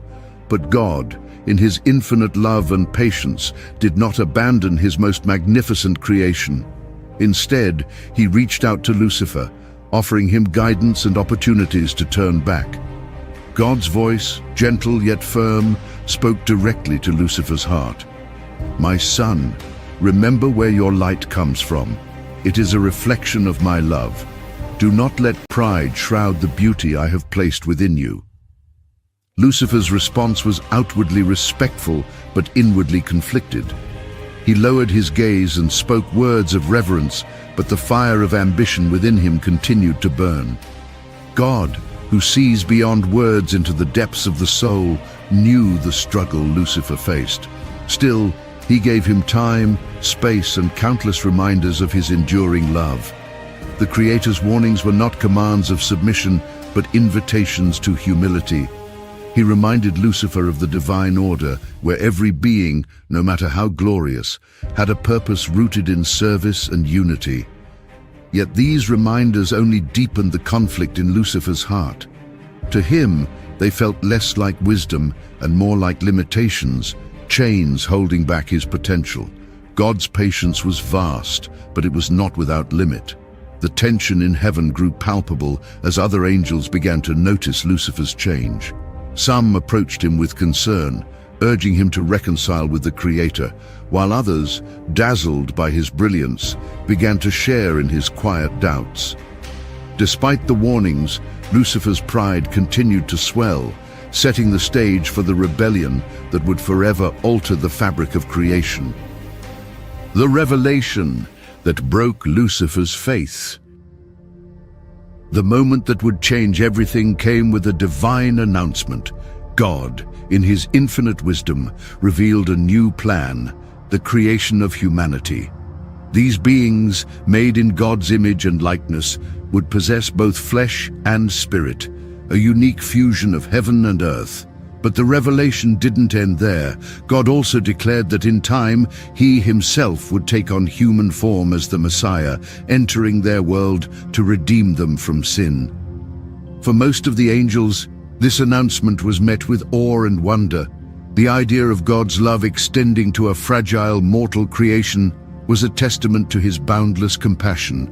But for Lucifer, it was an unbearable insult. To bow before humans, creatures of clay, was a thought he could not reconcile with his own brilliance and pride. As God unveiled his plan, Lucifer's discontent boiled over. He saw the incarnation as an affront, a lowering of divine majesty. Why, he thought, should the angels, beings of light and perfection, serve and honor such flawed creations? And why would God choose to become one of them rather than elevate Lucifer, the most glorious of his works? These thoughts consumed him, and the vision of the Messiah's crucifixion, God's ultimate act of sacrifice, filled him with disdain. To Lucifer, it was not an act of love, but a humiliation of the divine. His bitterness grew, transforming into outright rebellion. In his heart, he made a fateful decision: he would not bow. This refusal was the final step on his path to defiance, a declaration that he would rather fall than serve.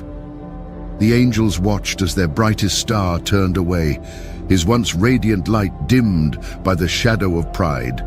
The seeds of rebellion had fully taken root, and heaven itself braced for the storm that was to come.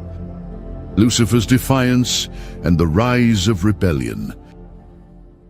Lucifer's decision was made. He would not bow. What began as a quiet dissent now erupted into open defiance.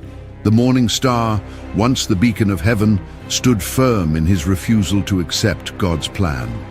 For Lucifer, this was not merely a rejection of submission. It was a declaration of independence. In his mind, his radiance and wisdom made him worthy of a throne equal, if not greater, to God's. Lucifer's charisma and authority had always drawn admiration, and now he used these gifts to sow seeds of doubt among the angels. With persuasive words and compelling logic, he began to question God's intentions. Why should beings of light serve those made of dust? He argued. Are we not the true reflections of divine glory? Why lower ourselves to bow before what is lesser? These words resonated with many. Among the heavenly hosts, a third of the angels listened and began to waver.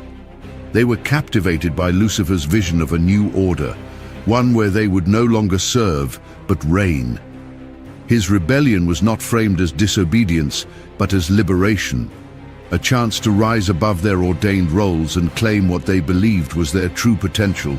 Lucifer's following grew, and with it, so did the tension in heaven.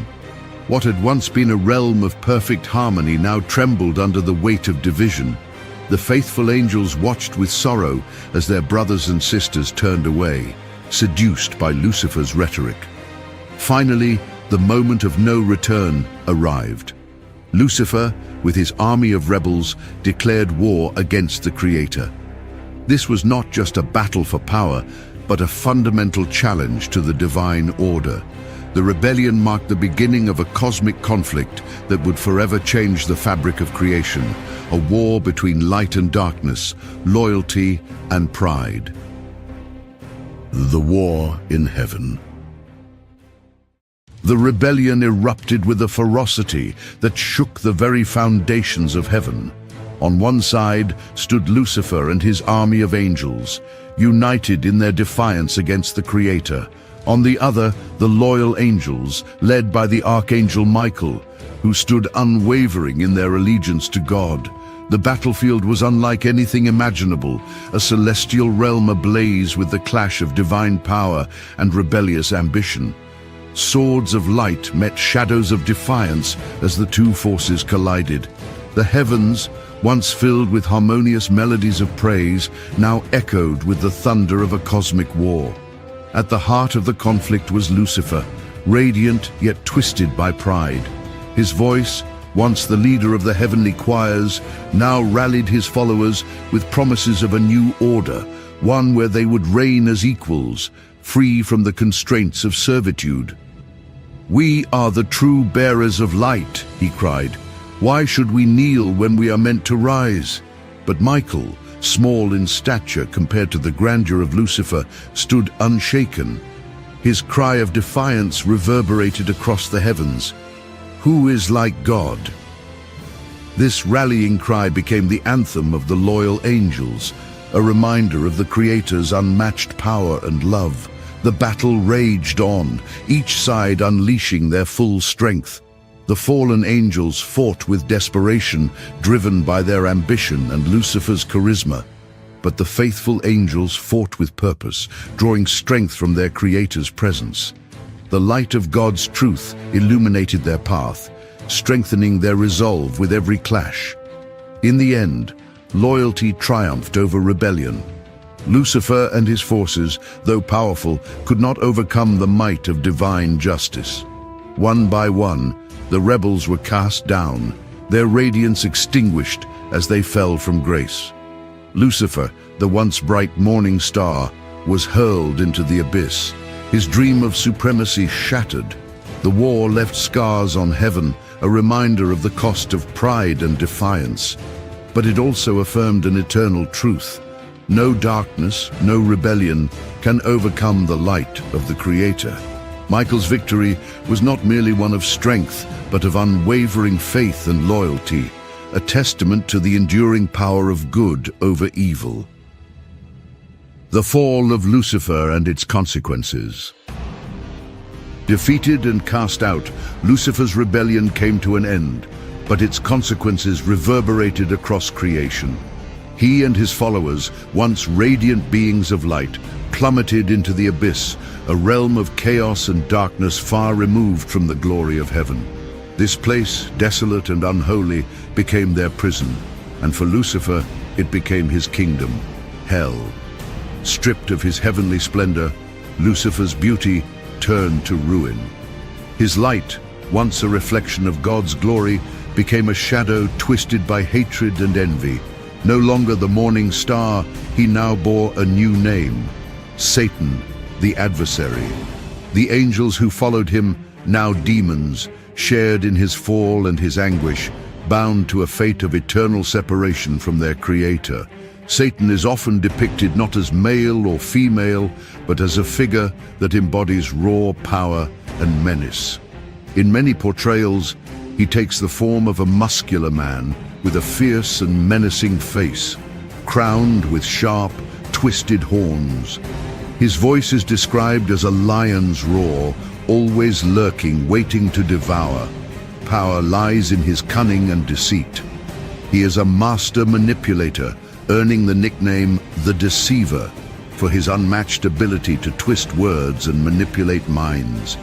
This ability to persuade and scheme became his greatest weapon. With his sharp intellect and charisma, Satan not only led many angels astray during his rebellion, but also continues to entice and mislead humanity. His whispers are subtle, often cloaked in logic or allure, convincing people to stray from righteousness and embrace darkness. In his exile, Lucifer's anger festered, transforming into a burning desire for revenge. If he could no longer stand in heaven's light, he would corrupt God's creation instead. His first act of defiance on earth came in the Garden of Eden. Taking the form of a serpent, he whispered lies to Adam and Eve, tempting them to eat the forbidden fruit. With that single act, humanity fell, and sin entered the world, marking the beginning of a new battle, one fought not in heaven, but within the hearts of men. The fall of Lucifer also left scars in heaven. Though the light and harmony were restored, the memory of rebellion lingered, a solemn reminder of the power of free will and the consequences of pride. The angels who remained faithful mourned the loss of their brothers and sisters, even as they rejoiced in the Creator's justice and mercy. On earth, Satan's influence became a constant challenge for humanity. His mission was clear: to lead God's creations astray, to sow doubt, pride, and despair. Yet even in the face of his relentless schemes, God's grace remained a guiding light, offering redemption to all who sought it. The fall of Lucifer was not the end of the story, but the beginning of an eternal struggle. His defiance became the root of all evil, a force that continues to shape the world. But even as darkness spread, the promise of light remained, a reminder that no matter how great the fall, hope and redemption are always within reach. Lucifer's ongoing influence and the symbolism of 666. Even after his fall, Lucifer's shadow loomed large over humanity, spreading whispers of temptation and deceit to steer people away from God. As Satan, his singular goal became the corruption of God's creation, fueling a cycle of sin and rebellion. Over centuries, his influence morphed into symbols, myths, and rituals that endure to this day. Among these symbols, the number 666 stands out as a chilling reminder of his presence. Often seen as the opposite of divine perfection, represented by the number 7, the seal of God. Numbers associated with God are often considered perfect because there are 7 days in a week, 7 tongues of flame, and 7 souls. The association stems from biblical texts, particularly the Book of Revelation, which identifies it as the number of the beast. For many, it signifies a force that leads humanity astray, compelling them toward irredeemable mistakes. Legends surrounding 666 only amplify its mystique. One ancient tale claims that the sum of 3 sixes, 18, represents 18 virgin angels. According to the story, if these angels are gathered and offered in a sacrificial ritual, Satan could rise again from hell. Though fantastical, such tales underscore humanity's fascination with and fear of this symbol. Strangely, the presence of 666 extends beyond myth into nature and history. For instance, carbon, the fundamental building block of life, is composed of 6 protons, 6 neutrons, and 6 electrons. In history, significant events have coincided with the number. Consider the eerie alignment of disasters on a 666-day cycle. World War I began on August 1st, 1914, and 5 cycles later in September 1923, the Great Kanto earthquake devastated Tokyo. 11 cycles later, in December 1941, Japan attacked Pearl Harbor. And 17 cycles from the war's start brings us to August 6, 1945, when Hiroshima faced the catastrophic impact of the atomic bomb. Even in modern times, fear of 666 manifests in peculiar ways. In 2013, a high school athlete in Kentucky refused to compete under the bib number 666.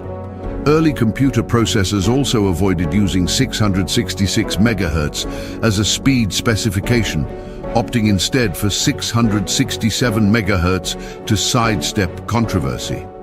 From license plates to birth dates, people often go to great lengths to avoid associations with this number, reflecting its enduring hold on human imagination. But 666 is not merely a symbol of fear, it has also inspired dark devotion. Since the Middle Ages, rituals aimed at venerating Satan have included acts of self-harm and bizarre sexual practices. During the 12th century, black masses emerged as ceremonies to honor the demon king, providing a counterpoint to the strict religious rules of the era.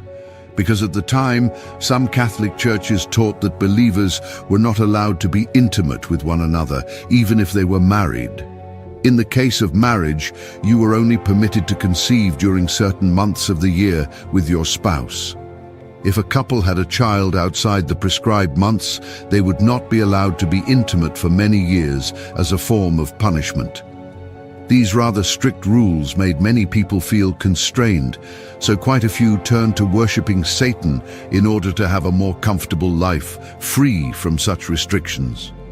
The trend continued into modern times. In 1966, Anton Sandor Lavey established the Church of Satan, complete with its own hierarchy, slogan, and satanic Bible.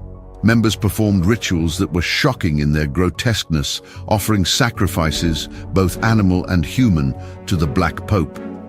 Lavey's movement attracted tens of thousands of followers in America, many of whom were young, impressionable, and often marginalized.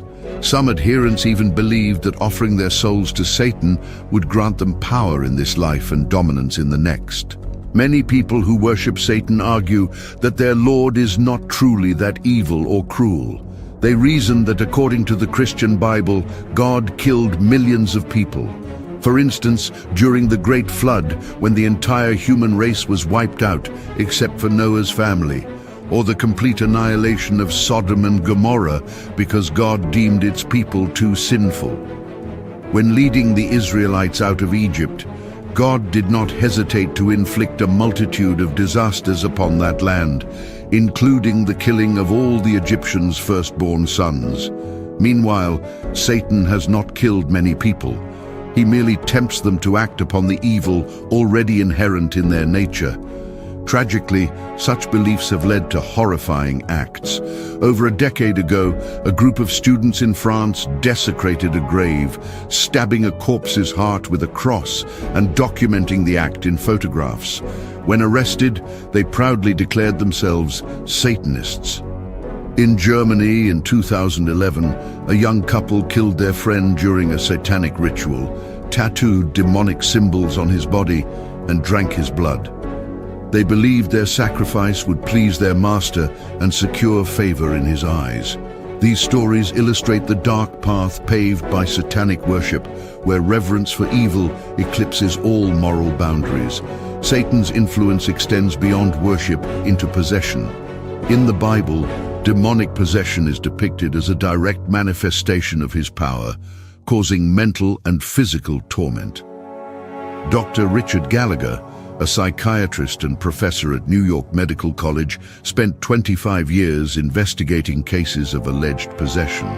Initially skeptical, Gallagher encountered phenomena that defied explanation. One of his most notable cases involved a woman who claimed to be a high priestess of Satan. She displayed knowledge of events and languages she could not possibly have known, leading Gallagher to conclude that her condition could not be explained by conventional psychiatry. Gallagher's observations of possession include startling behaviors, victims speaking in languages they've never learned, exhibiting superhuman strength, or revealing hidden truths about others. While many cases he studied were attributed to mental illness, there were some that science could not rationalize. Gallagher's work highlights the enduring mystery of possession and the need to understand the spiritual forces at play. Despite its fearsome reputation, the number 666 and Satan's enduring influence serve as reminders of humanity's vulnerability to temptation and the ongoing battle between good and evil. The symbol of 666 is not just a mark of darkness, but also a call to vigilance, urging humanity to resist the shadows and seek the light. The role of Lucifer in Revelation. Lucifer, the once radiant morning star, assumes a significant role in the apocalyptic vision of the Book of Revelation. Depicted as the great dragon and ancient serpent, he becomes the central antagonist in humanity's final spiritual battle. Revelation portrays Lucifer not just as a symbol of evil, but as a force whose ultimate defeat signifies the triumph of God's divine plan. Revelation begins with Lucifer identified as the ancient serpent called the devil, or Satan, who leads the whole world astray. He is described as the deceiver and accuser of humanity, wielding influence through lies and manipulation. His role as the great dragon underscores his centrality in the cosmic struggle, orchestrating events through his agents, the beast and the false prophet. The text highlights Satan's temporary power during a period of tribulation. This period is marked by widespread suffering, deception, and the seeming dominance of evil forces under Satan's influence. The beast, often associated with oppressive empires or leaders, rises to power and enforces worship through fear and manipulation. Alongside the beast is the false prophet, who uses corrupted spiritual authority to legitimize the beast's reign, performing signs and miracles to deceive the masses. During this time, the infamous mark of the beast 666 becomes a symbol of allegiance to Satan. This mark signifies rejection of God's divine order and submission to Satan's counterfeit kingdom. For those who bear it, the mark represents a point of no return, aligning their fate with Satan's eventual doom. Despite his apparent dominance, Revelation makes clear that Satan's time is finite. He is cast into the abyss for 1,000 years, symbolizing the restriction of his influence and the establishment of Christ's millennial reign. After this, Satan is briefly released, leading one final rebellion. Gathering nations for a climactic battle, he attempts to overthrow God's kingdom, but is ultimately defeated. Fire from heaven consumes his forces, and Satan is cast into the lake of burning sulfur, an eternal punishment shared with the beast and the false prophet. The prophecy concerning Lucifer in Revelation is both a warning and a promise. It warns of the dangers of deception, pride, and rebellion, showing the catastrophic end of those who oppose God. At the same time, it assures believers of God's ultimate justice and the restoration of creation. Lucifer's fall and eternal punishment serve as a final testament to the supremacy of divine love and righteousness. For readers and believers, the narrative of Satan in Revelation calls for vigilance and faith. It reflects humanity's enduring struggle between good and evil and offers hope that, in the end, God's light will prevail. Through Lucifer's defeat, Revelation closes the story of rebellion with the ultimate affirmation of God's power and grace. As the tale of Lucifer unfolds across the heavens and earth, his final defeat in the book of Revelation provides a resolution that resonates with hope and divine justice. The morning star, once the pinnacle of beauty and perfection, ultimately becomes a cautionary tale of pride and rebellion. Through his downfall, Revelation affirms the supremacy of good over evil and offers humanity a glimpse of ultimate restoration. Lucifer's journey from heaven's highest ranks to the depths of eternal punishment reveals the catastrophic consequences of defying God. As the great dragon in Revelation, Satan exerts his influence during a time of tribulation, deceiving nations and leading humanity astray. Yet, this period of chaos is not without purpose. It serves as a test of faith, a refinement for believers, and a stage for God's ultimate victory. In Revelation's climactic moments, Satan's power is unmasked as fleeting. After the beast and the false prophet are cast into the lake of fire, Satan's final rebellion ends in failure. The image of fire from heaven consuming his forces symbolizes divine intervention and the inexorable triumph of truth. Satan is bound and cast into the lake of burning sulfur, a place of eternal separation from God. This final act underscores the futility of opposing the Creator and the permanence of divine justice. But Lucifer's defeat is more than a tale of judgment. It is a story of hope. The end of his rebellion clears the way for the fulfillment of God's promises. Revelation speaks of a new heaven and a new earth, where God will dwell among his people and every tear will be wiped away. The scars of Lucifer's rebellion serve as eternal reminders of God's mercy and power, reinforcing the lesson that light will always prevail over darkness. For humanity, Lucifer's story offers both a warning and an invitation. His fall illustrates the dangers of pride, ambition, and disobedience, while his defeat affirms the power of faith and humility. The prophecy challenges believers to remain vigilant, to trust in God's plan, and to resist the deceptions of evil. It also assures them that no matter how great the trials, God's grace is sufficient, and his justice is unwavering. As the final chapters of Revelation close, the morning star's tragic arc reaches its end, but the legacy of his fall endures. It is a narrative of contrast, the destructiveness of rebellion against the Creator versus the redemptive power of divine love. Lucifer's role, though filled with conflict and despair, ultimately serves to magnify God's glory and to illuminate the path toward eternal peace.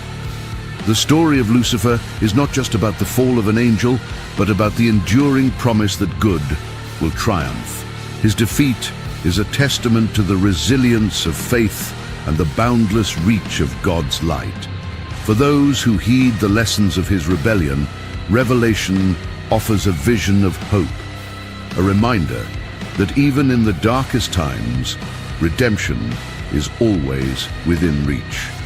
The events of the Book of Judges take place during one of the most turbulent and rebellious periods in Israel's history. After settling in the Promised Land, the Israelites repeatedly turned away from the Lord, abandoning the covenant and worshipping the gods of the surrounding nations. This disobedience set in motion a recurring cycle. The people rejected God. He allowed foreign nations to oppress them, and their suffering drove them to cry out for help. In response, God raised up judges, leaders empowered by his Spirit, to deliver Israel from their enemies and restore peace. Yet the pattern always repeated. After a time of deliverance and rest, the people once again drifted into idolatry and sin, triggering the cycle anew. Each turn of this cycle revealed more about the fragile faith of the nation and the enduring patience of God. The Book of Judges is more than a record of battles and political leaders. Every story carries a lesson about the relationship between God and his people. Through the victories and failures of the judges, we see both the consequences of disobedience and the mercy of God in granting deliverance. In this video, we will explore the stories of 5 of the most well-known judges: Othniel, Deborah, Gideon, Jephthah, and Samson. Their journeys will take us from the quiet wisdom of a prophetess to the bold faith of a reluctant warrior. from the tragic cost of a reckless vow to the final act of a man who found redemption at the end of his life. Each account offers a unique insight into how God works through human vessels to bring about his plans. 1 Othniel. After Israel had settled in the Promised Land, the familiar cycle of disobedience, oppression, crying out and deliverance began to unfold. The people forgot the Lord who had brought them out of Egypt and turned to worship the gods of the surrounding nations. Scripture records that the Lord's anger burned against them, and he gave them into the hands of Cushan-Rishathaim, king of Aram-Naharaim. For 8 long years, Israel groaned under foreign domination, a living reminder that turning away from the Lord meant losing his protection and blessing. In this dark season, a man named Othniel emerged. He was the nephew and son-in-law of Caleb, the faithful spy who had once trusted God against all odds. Othniel had shown courage earlier in life when he captured the city of Deborah during the conquest, earning Caleb's daughter Achsah as his wife. Years later, he was called to face a challenge far greater than a fortified city. Leading the nation in both spiritual and military rescue, the Bible records a decisive moment. The Spirit of the Lord came upon him. From that moment, Othniel's life moved under divine direction. His leadership was shaped by the presence of God's Spirit, bringing clarity in strategy, boldness in action, and unity among the tribes. Gathering Israel's scattered and weary people, Othniel led them into battle against the forces of Cushan-Rishathaim. The account does not dwell on the details of the conflict, but it emphasizes the outcome. Victory was granted, and the king of Aram was delivered into Israel's hands. This triumph was followed by 40 years of peace, a generation free from the crushing weight of foreign oppression. Othniel's story reveals how God's power can be displayed through the life of a willing servant. His courage came from faith, his strength from God's Spirit, and his success from trusting in divine guidance. The man who once fought for a single city now stood as the deliverer of an entire nation. Through Othniel's obedience, Israel experienced renewal. The people saw that the God who had led their ancestors still acted in their own day, and that his presence could transform weakness into strength. The deliverance under Othniel's leadership became a testimony for generations. When God calls and empowers, his purposes are fulfilled. Othniel's life offers a glimpse into the mystery of divine partnership. God chose a man from among the people, equipped him with his Spirit, and used him as an instrument of salvation. His story stands as a reminder that the Lord can work powerfully through those who are willing to listen, trust, and act. To Deborah. When we open the 4th chapter of the book of Judges, the scene is set in a turbulent time in Israel's history. Once again, the nation had fallen into the cycle of disobedience, oppression, crying out, and deliverance. After the death of Ehud, the people turned from the Lord and came under the oppressive hand of King Jabin of Canaan. His military commander Sisera commanded 900 iron chariots, machines of war that crushed Israelite resistance and terrorized the land. For 20 years, the people lived in fear, unable to throw off the yoke of their oppressors. In this dark time, a woman named Deborah emerged as a leader. She lived in a world where authority and military command belonged almost entirely to men. Yet the people of Israel came to her for judgment and guidance. She was known as a prophetess, a woman who heard from God, and as a judge who resolved disputes with wisdom and fairness. Deborah sat beneath the palm of Deborah in the hill country of Ephraim, and the Israelites traveled to her to seek counsel. Her position was not the result of military conquest or political ambition. It was the outcome of a calling from God and the recognition by the people of the authority she carried. The crisis of her day required more than arbitration between neighbors. God gave Deborah a message for Barak, a military leader from the tribe of Naphtali. "Go, take with you 10,000 men, and I will give Sisera into your hands." The command was direct, the promise unmistakable. Barak hesitated, aware of Sisera's military strength, and asked Deborah to go with him. This request showed how deeply he valued her presence and the sense of divine favor she brought. Deborah agreed to go and told Barak that the victory would come through a woman. This was a statement that turned expectations upside down in a society where battlefield glory was reserved for men. The word carried both a promise and a challenge to the way people thought about leadership and honor. When the day of battle arrived, the Canaanite army advanced with their iron chariots, confident in their advantage. Deborah spoke with clarity and urgency. "Go! This is the day the Lord has given Sisera into your hands. Has not the Lord gone ahead of you?" Her voice cut through fear, and Barak's forces surged forward down Mount Tabor. The Lord intervened in the battle. Sisera's army fell into chaos, and their chariots were rendered useless. The Israelites pursued them until the enemy was completely defeated. Sisera abandoned his chariot and fled on foot to the tent of Jael, the wife of Heber the Kenite. Jael welcomed him, offered him milk, and covered him with a blanket. As he slept, she took a tent peg and drove it through his temple, ending his life.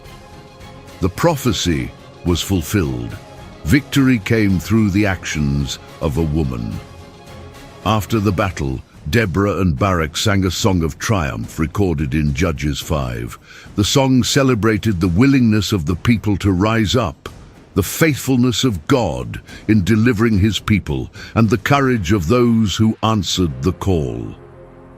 It praised Jael for her decisive act and named the tribes that came to fight, while calling out those that stayed behind. The song framed the entire victory as an act of God's deliverance, woven through with the courage and obedience of his servants. Deborah's life demonstrates the extraordinary ways God can work through a leader. Her role in Israel's history stands out because of her position in a male-dominated society, yet what defined her leadership was the presence and guidance of God. She provided wisdom to the people, delivered God's commands with authority, and inspired an army to face an overwhelming enemy. Her story invites us to think differently about leadership and calling. It challenges the belief that certain roles belong only to certain kinds of people. Deborah's authority was recognized by her community because it was clear that God was with her. She was faithful to her calling, willing to step forward in a time of national crisis, and unafraid to speak the truth with boldness. The partnership between Deborah and Barak also offers insight into the way God's purposes are accomplished. Leadership was shared, each bringing their strengths to the task. Deborah brought prophetic clarity and spiritual courage. Barak brought military skill and the willingness to act. Together, they led the people to freedom. The 40 years of peace that followed show the lasting impact of her leadership. Israel experienced stability and security because the people responded to God's call and followed the guidance he had given through Deborah. For today's readers, her story remains a powerful example of God working through those he chooses, regardless of societal expectations. It encourages those who may feel overlooked or underestimated to remain faithful to their calling.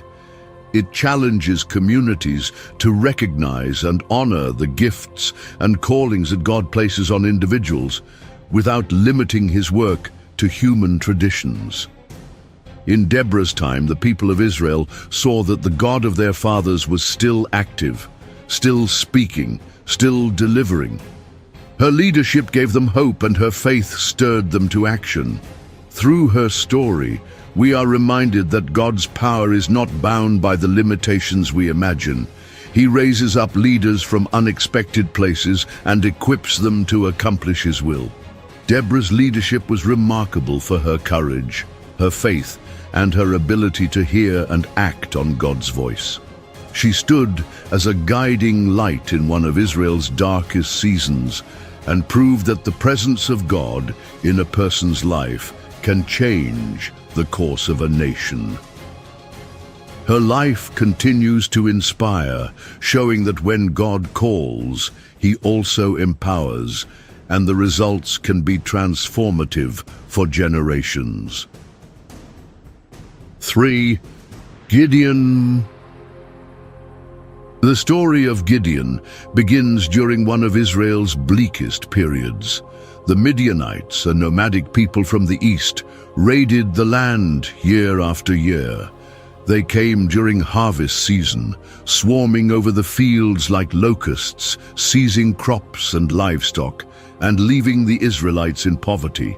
Many fled to hide in caves and mountain strongholds. The nation's spirit was crushed, and survival became the only goal. In the midst of this fear, Gideon was threshing wheat in a winepress, hiding from the Midianite raiders. He came from the weakest clan in the tribe of Manasseh and considered himself the least in his family. To human eyes, he was an unlikely candidate for leadership. Yet the angel of the Lord appeared to him and greeted him as a mighty warrior. Confused and doubtful, Gideon questioned why God had allowed so much suffering. The answer was direct. God was sending him to deliver Israel. Gideon's first reaction was to point to his inadequacy, but God's presence was the decisive factor. The call came with a promise: "I will be with you." This was the foundation for what lay ahead. Gideon still struggled with uncertainty, so he asked for signs. Fire consumed an offering placed before the angel. On 2 more occasions, God answered his request for confirmation through the fleece test, dew appearing on the fleece while the ground stayed dry, and the opposite the next night. When the time came to gather an army, 32,000 men responded. God instructed Gideon to reduce the number. First, those who were afraid were sent home, leaving 10,000. Then, a test at the water reduced the force to just 300. This number ensured that Israel's victory would be recognized as the work of the Lord. The Midianite army was vast, described as numerous as locusts, with camels beyond counting. Gideon's small band carried trumpets, empty jars, and torches hidden inside the jars. At night, they surrounded the enemy camp. On Gideon's signal, the men blew the trumpets, smashed the jars, and shouted, "A sword for the Lord and for Gideon!" Panic swept through the Midianites. In the confusion, they turned on each other. The enemy fled, and the Israelites pursued them until the threat was destroyed. The victory was complete, and it came through a force so small that no one could claim human strategy as the reason. After the battle, Israel enjoyed peace. the people offered to make Gideon their ruler. He declined the title of king, affirming that the Lord would rule over them. However, his next decision brought trouble. Gideon asked for gold from the spoils of war and used it to make an ephod, a garment associated with priestly service. This object displayed in his city became a focus of worship for the people. Over time, it drew Israel back into idolatry. The text records that it became a snare to Gideon and his family. This ending casts a shadow over Gideon's earlier triumphs. The man who once relied completely on God's guidance allowed something he created to lead others away from God. The ephod may have been intended as a memorial, but it became an object that replaced God in the hearts of the people. Gideon's life gives us a portrait of a leader formed in the tension between fear and faith. His call shows that God's choice does not depend on human strength or position. His victory with 300 men demonstrates that divine power can achieve what human force cannot. His later actions warn that spiritual success must be followed by continued obedience and humility. The encouragement from Gideon's story is clear. Those who feel unprepared or unworthy can take heart, for God can transform them for his purposes. The caution is equally clear. Even those who have seen God's power in remarkable ways must guard against the pride, compromise, and distractions that can follow great victories. Gideon began as a man hiding from his enemies. Through God's presence, he became the deliverer of a nation. The same man who once doubted God's involvement witnessed one of the most decisive and miraculous victories in Israel's history. Yet the final chapter of his life reminds us that a calling must be carried with faithfulness from beginning to end. 4. Jephthah. Jephthah's story begins with rejection. He was the son of Gilead, and his mother was a prostitute. When Gilead's legitimate sons grew up, they drove Jephthah away, telling him he would have no share in the family inheritance. Forced to leave his home, he went to the land of Tob. There, he gathered a band of adventurers, men who lived on the fringes of society. They followed him, drawn to his skill as a warrior and his ability to lead. Years later, Gilead faced a crisis. The Ammonites declared war, pressing hard against Israel. Desperate for a capable leader, the elders of Gilead traveled to Tob and asked Jephthah to return. Jephthah reminded them how they had once rejected him. But they swore before the Lord that he would be head over all Gilead if he led them to victory. Jephthah accepted their offer, sealing the agreement at Mizpah. Before taking up the sword, Jephthah tried diplomacy. He sent messengers to the king of Ammon, asking why he attacked Israel. The king replied that Israel had stolen Ammonite land during their journey from Egypt. Jephthah answered with a detailed account of Israel's history, explaining that the land had belonged to the Amorites, that God had given it to Israel, and that the Ammonites had no rightful claim. His reasoning did not persuade the king, and the Ammonites prepared for battle. As Jephthah advanced toward the conflict, the Spirit of the Lord came upon him. In that moment, he made a vow to the Lord. If God gave him victory, he would offer as a burnt offering whatever came out of the door of his house to greet him when he returned. The vow was unnecessary and dangerous, spoken under the weight of fear and urgency. The battle was fierce but decisive. Jephthah struck down 20 towns, delivering a crushing blow to the Ammonites. Israel's victory was complete. But when Jephthah returned home to Mizpah, the first to come out to greet him was his only child. his daughter, dancing with tambourines in celebration. The sight pierced him. He tore his clothes and cried out in grief, telling her about the vow he had made. His daughter showed remarkable composure. She asked for 2 months to wander the hills with her friends and weep because she would never marry. When she returned, Jephthah fulfilled the vow. Scripture speaks of the event with solemn brevity, but the weight of the tragedy lingers. Israel's triumph was overshadowed by the loss of an innocent life. Jephthah continued to lead Israel for 6 years. His leadership was tested again, this time by a dispute with the tribe of Ephraim. They accused him of insulting them by not calling them to fight the Ammonites. The quarrel escalated into a civil war. Jephthah's forces defeated Ephraim, and in the conflict, 42,000 men were killed. This bloodshed deepened the shadow over his leadership. The life of Jephthah carries a sharp warning. Words spoken in haste can have lasting consequences. A vow to God is binding, and making such a promise without wisdom can destroy what is most precious.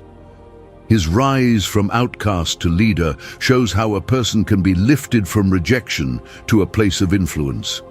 His victory over the Ammonites shows courage and determination.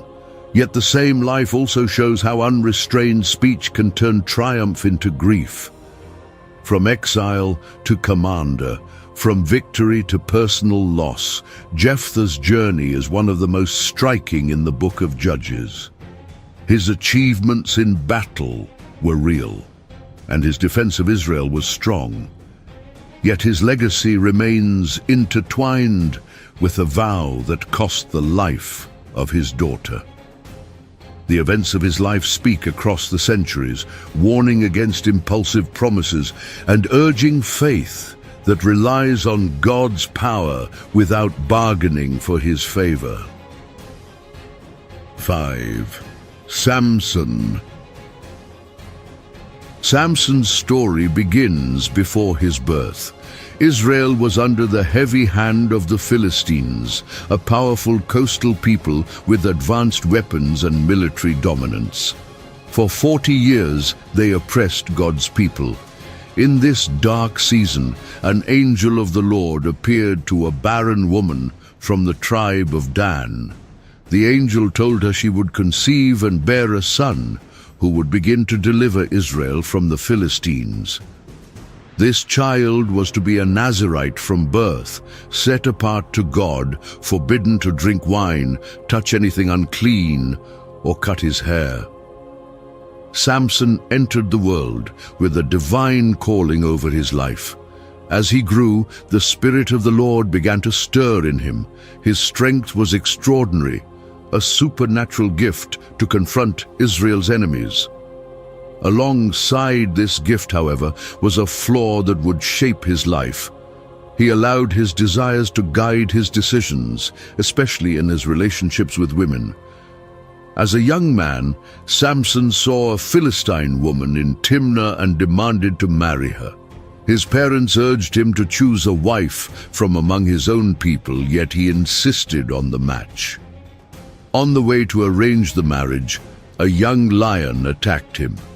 The Spirit of the Lord came upon him with such force that he tore it apart with his bare hands. Later, returning to the carcass, he found a swarm of bees and honey inside and ate some, breaking his Nazirite vow by touching something dead.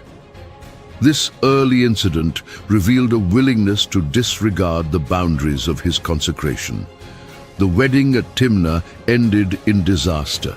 Samson posed a riddle to the Philistine guests, but his bride betrayed him by revealing the answer. In anger, he killed 30 Philistines to settle the wager and left his wife. This began a cycle of personal vengeance and escalating conflict with the Philistines. On one occasion, he caught 300 foxes, tied torches to their tails, and set them loose in Philistine grain fields, vineyards, and olive groves, devastating their harvest. The Philistines struck back, and Samson responded with unmatched fury. In one of his most famous feats, he killed 1,000 men using the jawbone of a donkey. His strength made him feared, yet his life was marked by impulsive choices that often placed him in danger. His downfall took shape in the valley of Sorek when he met Delilah. The Philistine rulers promised her a large sum of silver if she could discover the secret of his strength. 3 times she asked, and 3 times he gave false answers. Each time she tried the method he described, and each time he escaped. Even with her intent plain, Samson stayed with her, ignoring the warning signs. Day after day, Delilah pressed him until he gave in.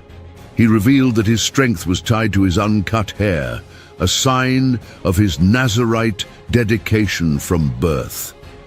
While he slept on her lap, she called for someone to shave his hair. The Philistines attacked, and he was powerless to resist.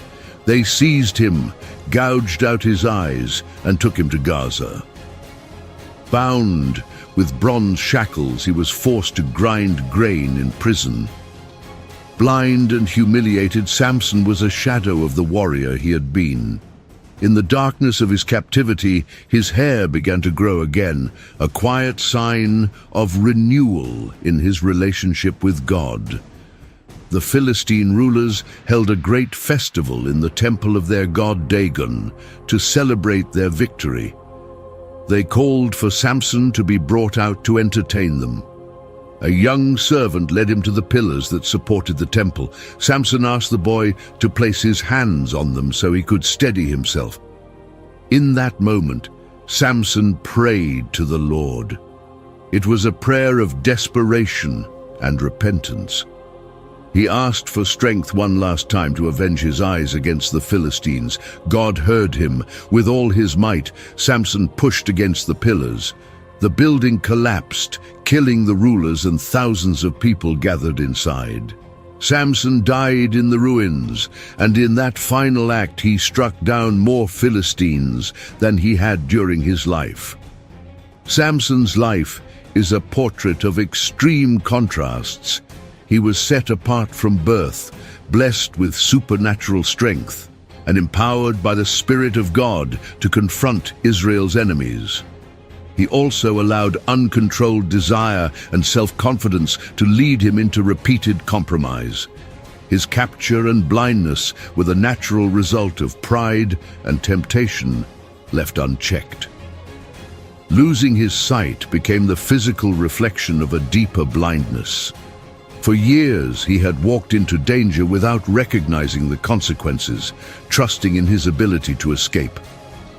In the end, the strength he had relied on was gone, and he faced the weight of his choices. Even so, his final moments reveal the grace of God. In his prayer within the Philistine temple, he turned back to the Lord. His death was both an act of vengeance and the completion of the mission announced before his birth.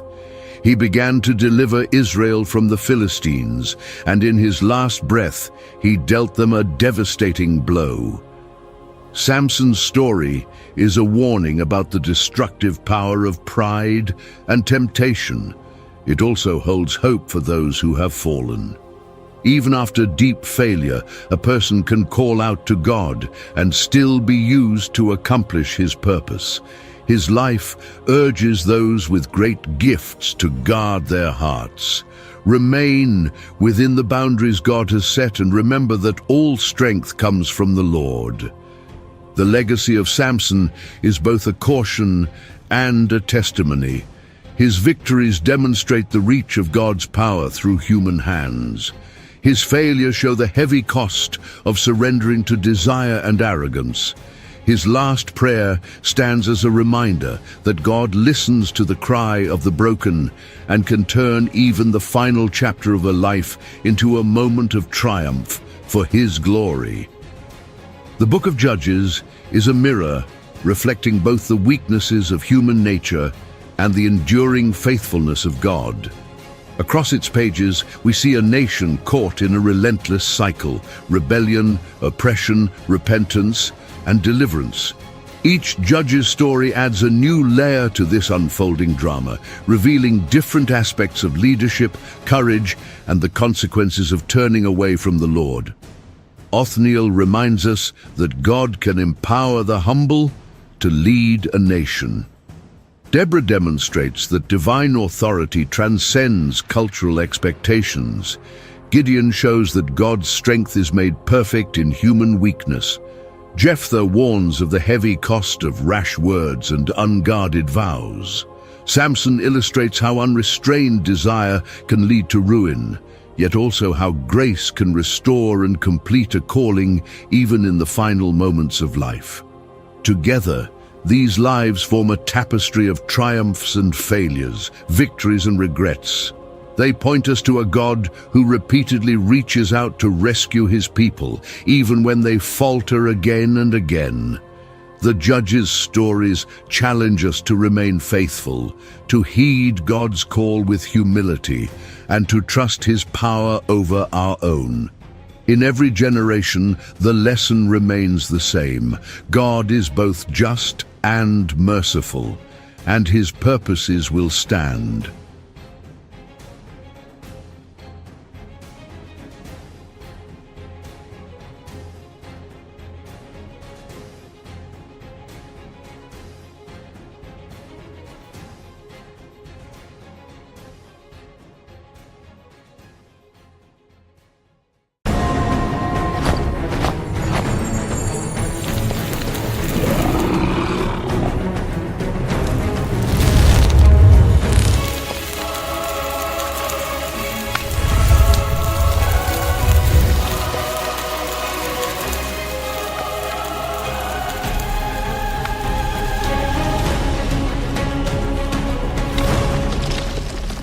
You are watching The Bible Witness.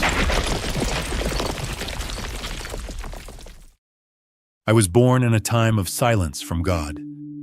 My people, the Israelites, brought foreign idols into his house and pushed aside the words of truth.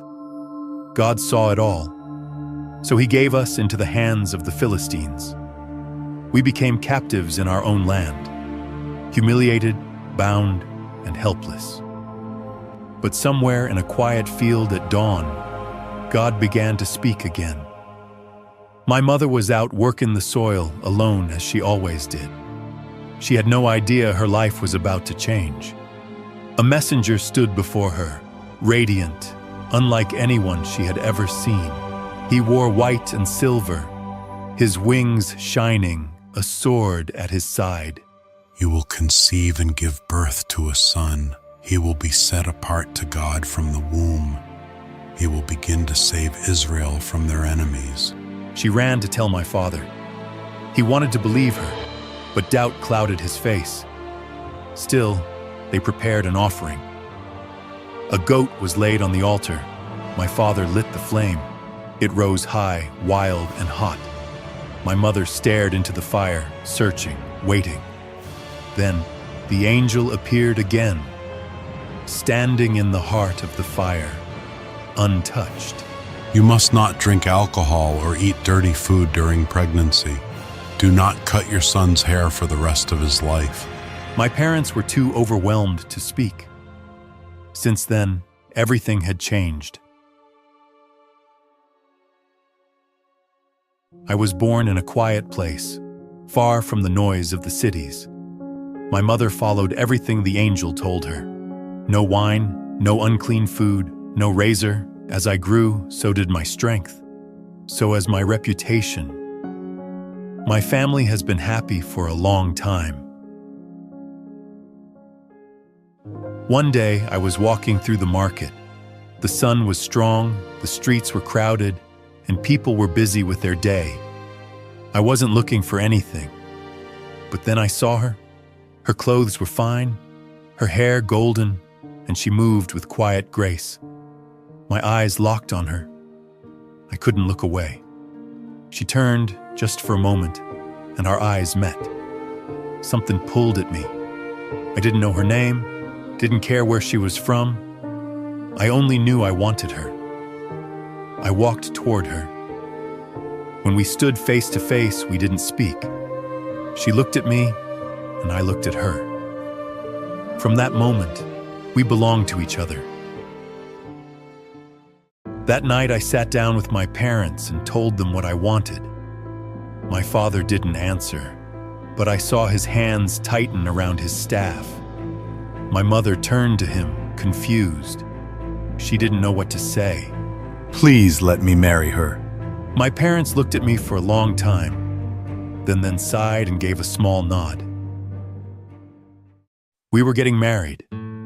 I tried some clothes on. I rarely cover my body, but this is my wedding. We stood in front of the altar and held hands. She looked at me, and I looked at her. We were husband and wife. That night, the tent was full. Our Philistine guests drank and laughed. One spilled wine on the floor. They tore meat with their hands like animals, fighting like children. I watched them from across the table. They looked like pigs to me. Let me now put forth a riddle unto you. Speak forth your riddle, that we may hear it. If ye can certainly declare it me within the 7 days of the feas, then I will give you 30 sheets and 30 change of garments. But if ye cannot declare it me, then shall ye give me 30 sheets and 30 change of garments. Put forth thy riddle, that we may hear it. Out of the eater came forth meat, and out of the strong came forth sweetness. They looked at each other, puzzled. One scratched his beard, thinking hard. Another leaned in and whispered to the man beside him. My wife looked at me from across the table, awkwarded. What could this mean? I sat back in my chair, for I knew they wouldn't solve it. They couldn't solve the riddle. Day after day, they sat together, but couldn't figure it out. They grow angry. Then one of them have got an idea. On the 7th day, they went to her. Entice thy husband, that he may declare unto us the riddle. Lest we burn thee and thy father's house with fire. Have ye called us to take what we have? Is it not so? She came to me crying. I hate when she does that. Thou dost but hate me, and lovest me not. Thou hast put forth a riddle unto the children of my people, and hast not told it me. Behold, I have not told it my father nor my mother, and shall I tell it thee? She broke down crying right in front of me. If thou lovest me, tell me the secret. I looked down. I didn't want to speak. Her tears dropped onto her hands. I turned away. I couldn't look at her anymore. Surely thou lovest me not. I told myself to hold firm, to wait it out. But she was relentless. Day after day, the same question. I tried to shut it out, pretend I didn't hear. Her tears weren't just drops. They were pressure. The way she leaned in, how her voice cracked, it chipped away at me. I started to wonder if I was being cruel. I wanted to believe she cared. But part of me knew. Something deeper felt